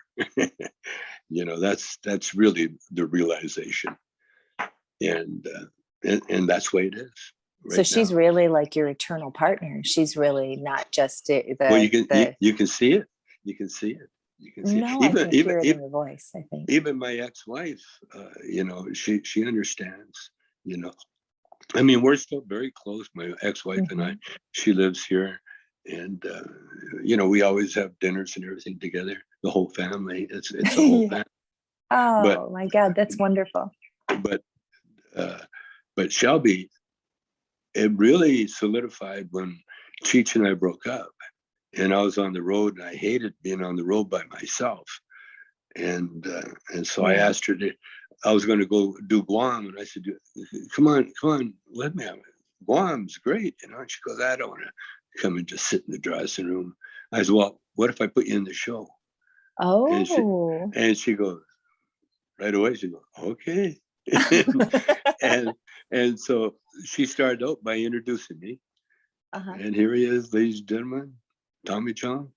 And then she ended up, when Cheech and I, when we had to quit because of the pandemic, she could do an hour, she had to, and doing at least 45 minutes in front of Cheech and I as a stand-up, and getting huge laughs, and getting respect from all over. Yeah.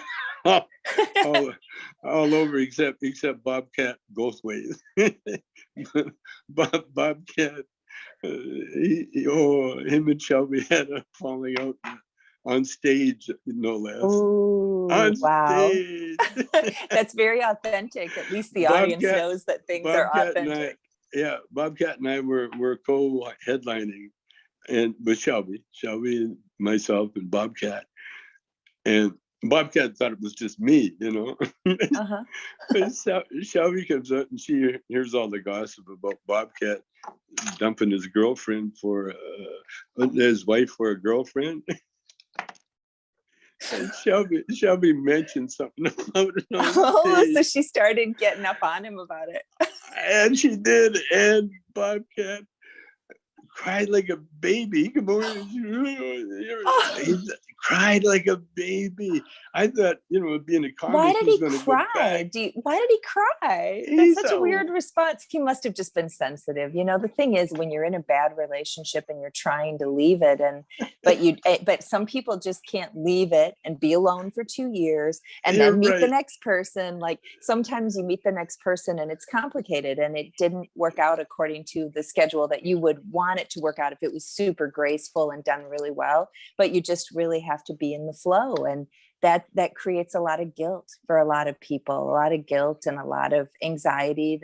So then I imagine he did have some of that he was just couldn't really figure out how to cope with just yet, and then all of a sudden he's in tears on stage. Poor baby, poor little baby. Doesn't it make you sad for him? What a wimp.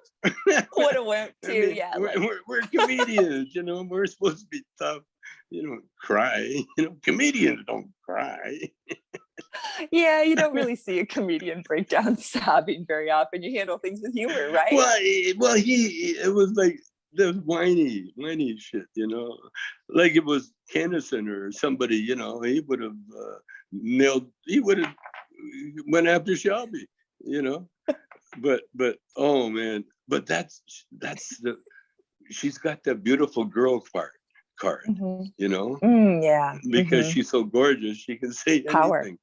Yeah, there's some power in that if you can figure it out. And the great thing about her is she shows she's so real, you know. There's no pre-thought in anything she does. She just goes by the moment. Like she's a dancer, you know. She goes takes ballroom and ballet dancing. Even as a kid, or no, not as a kid, but now she does ballet. She does a yoga warm up, and she's got a body. That keeps me. I know, because I stopped the TikTok plane and then I enlarged it. I was like, "What's going on here?" Yeah, there's absolutely nothing wrong with that. Incredible. She looks fantastic. Incredible to the part. And I went through all the changes, you know, because you know, Macho Man, you know, when she first started taking dance, this is years ago, you know, she started taking ballroom. And she said to me, "Do you want to take ballroom?" And I said, "Are you kidding? You know, no, I'm not doing that. No, you go have fun." And so next thing you know, she started taking salsa.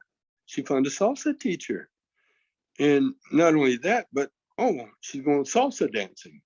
You know, and I'm not invited because I don't know how to dance salsa. And then you're like, "Wait a minute." And then she says, "Why don't you pick me up?" You know. After the dance. So I drive and pick her up. Now I'm Mr. Everything to her, you know. I walk in the dance and she's in the middle of the floor holding hands with her teacher. And they're in a nice conversation with another couple. They look like a couple.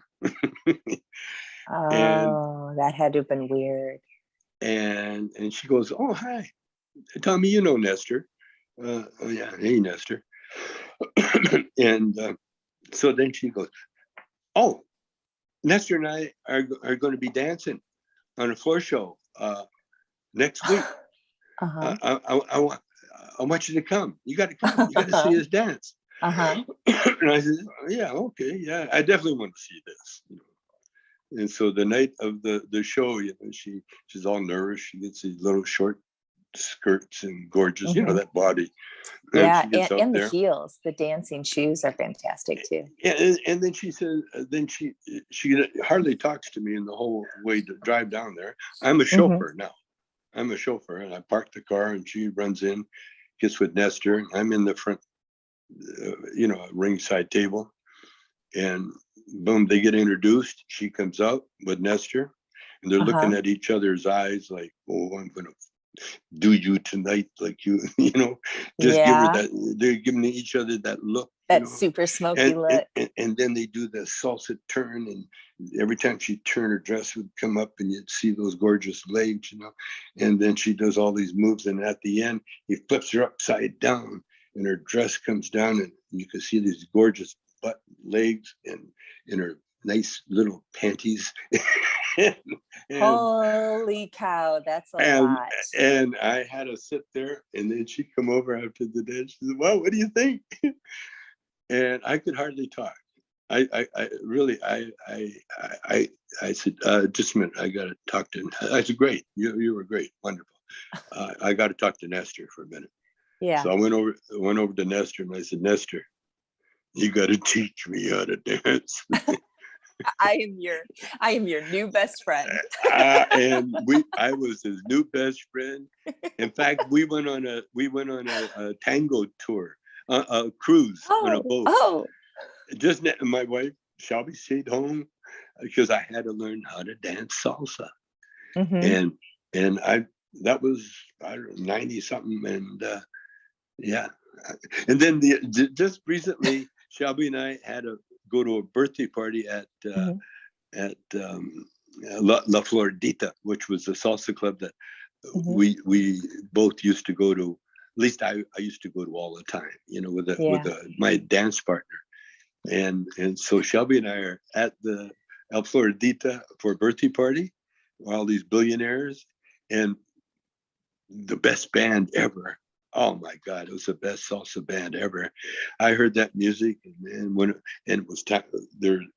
Not everybody was dancing. No one knew how to dance salsa, and so I grabbed Shelby, and we went out and we danced our ass off. Okay, so two things. I started this interview telling you before we got on tape that we were going to talk about business and we were going to talk about arthritis. So we're going to have to put a pin in all that. And second thing is I'm going to start dancing. Why am I not dancing? I mean, I would love to wear those dresses, and I love the footwear, and I love the nylons. And so, I'm a dancer now. Tango. Start with tango. Well, start with anything. Okay. But tango. All right. Here's to you, Mr. Chong. I'm going to start with tango. Argentine tango, not Argentine American tango. Argentine tango. In fact, when you get off, I want you to go to YouTube and look up Argentine tango and like dance instruction or whatever. Yeah, and those big ruffles. Oh. Yes. Check it out. All right. Are we going to do this? We'll do this whenever you want to do it. I'm available. Okay. I love that. I'll have you back as a recurring guest. I would absolutely love that because you're adorable. Okay. Absolutely adorable. Anytime. Thank you so much, Tommy. Have a great evening. Okay, bye-bye.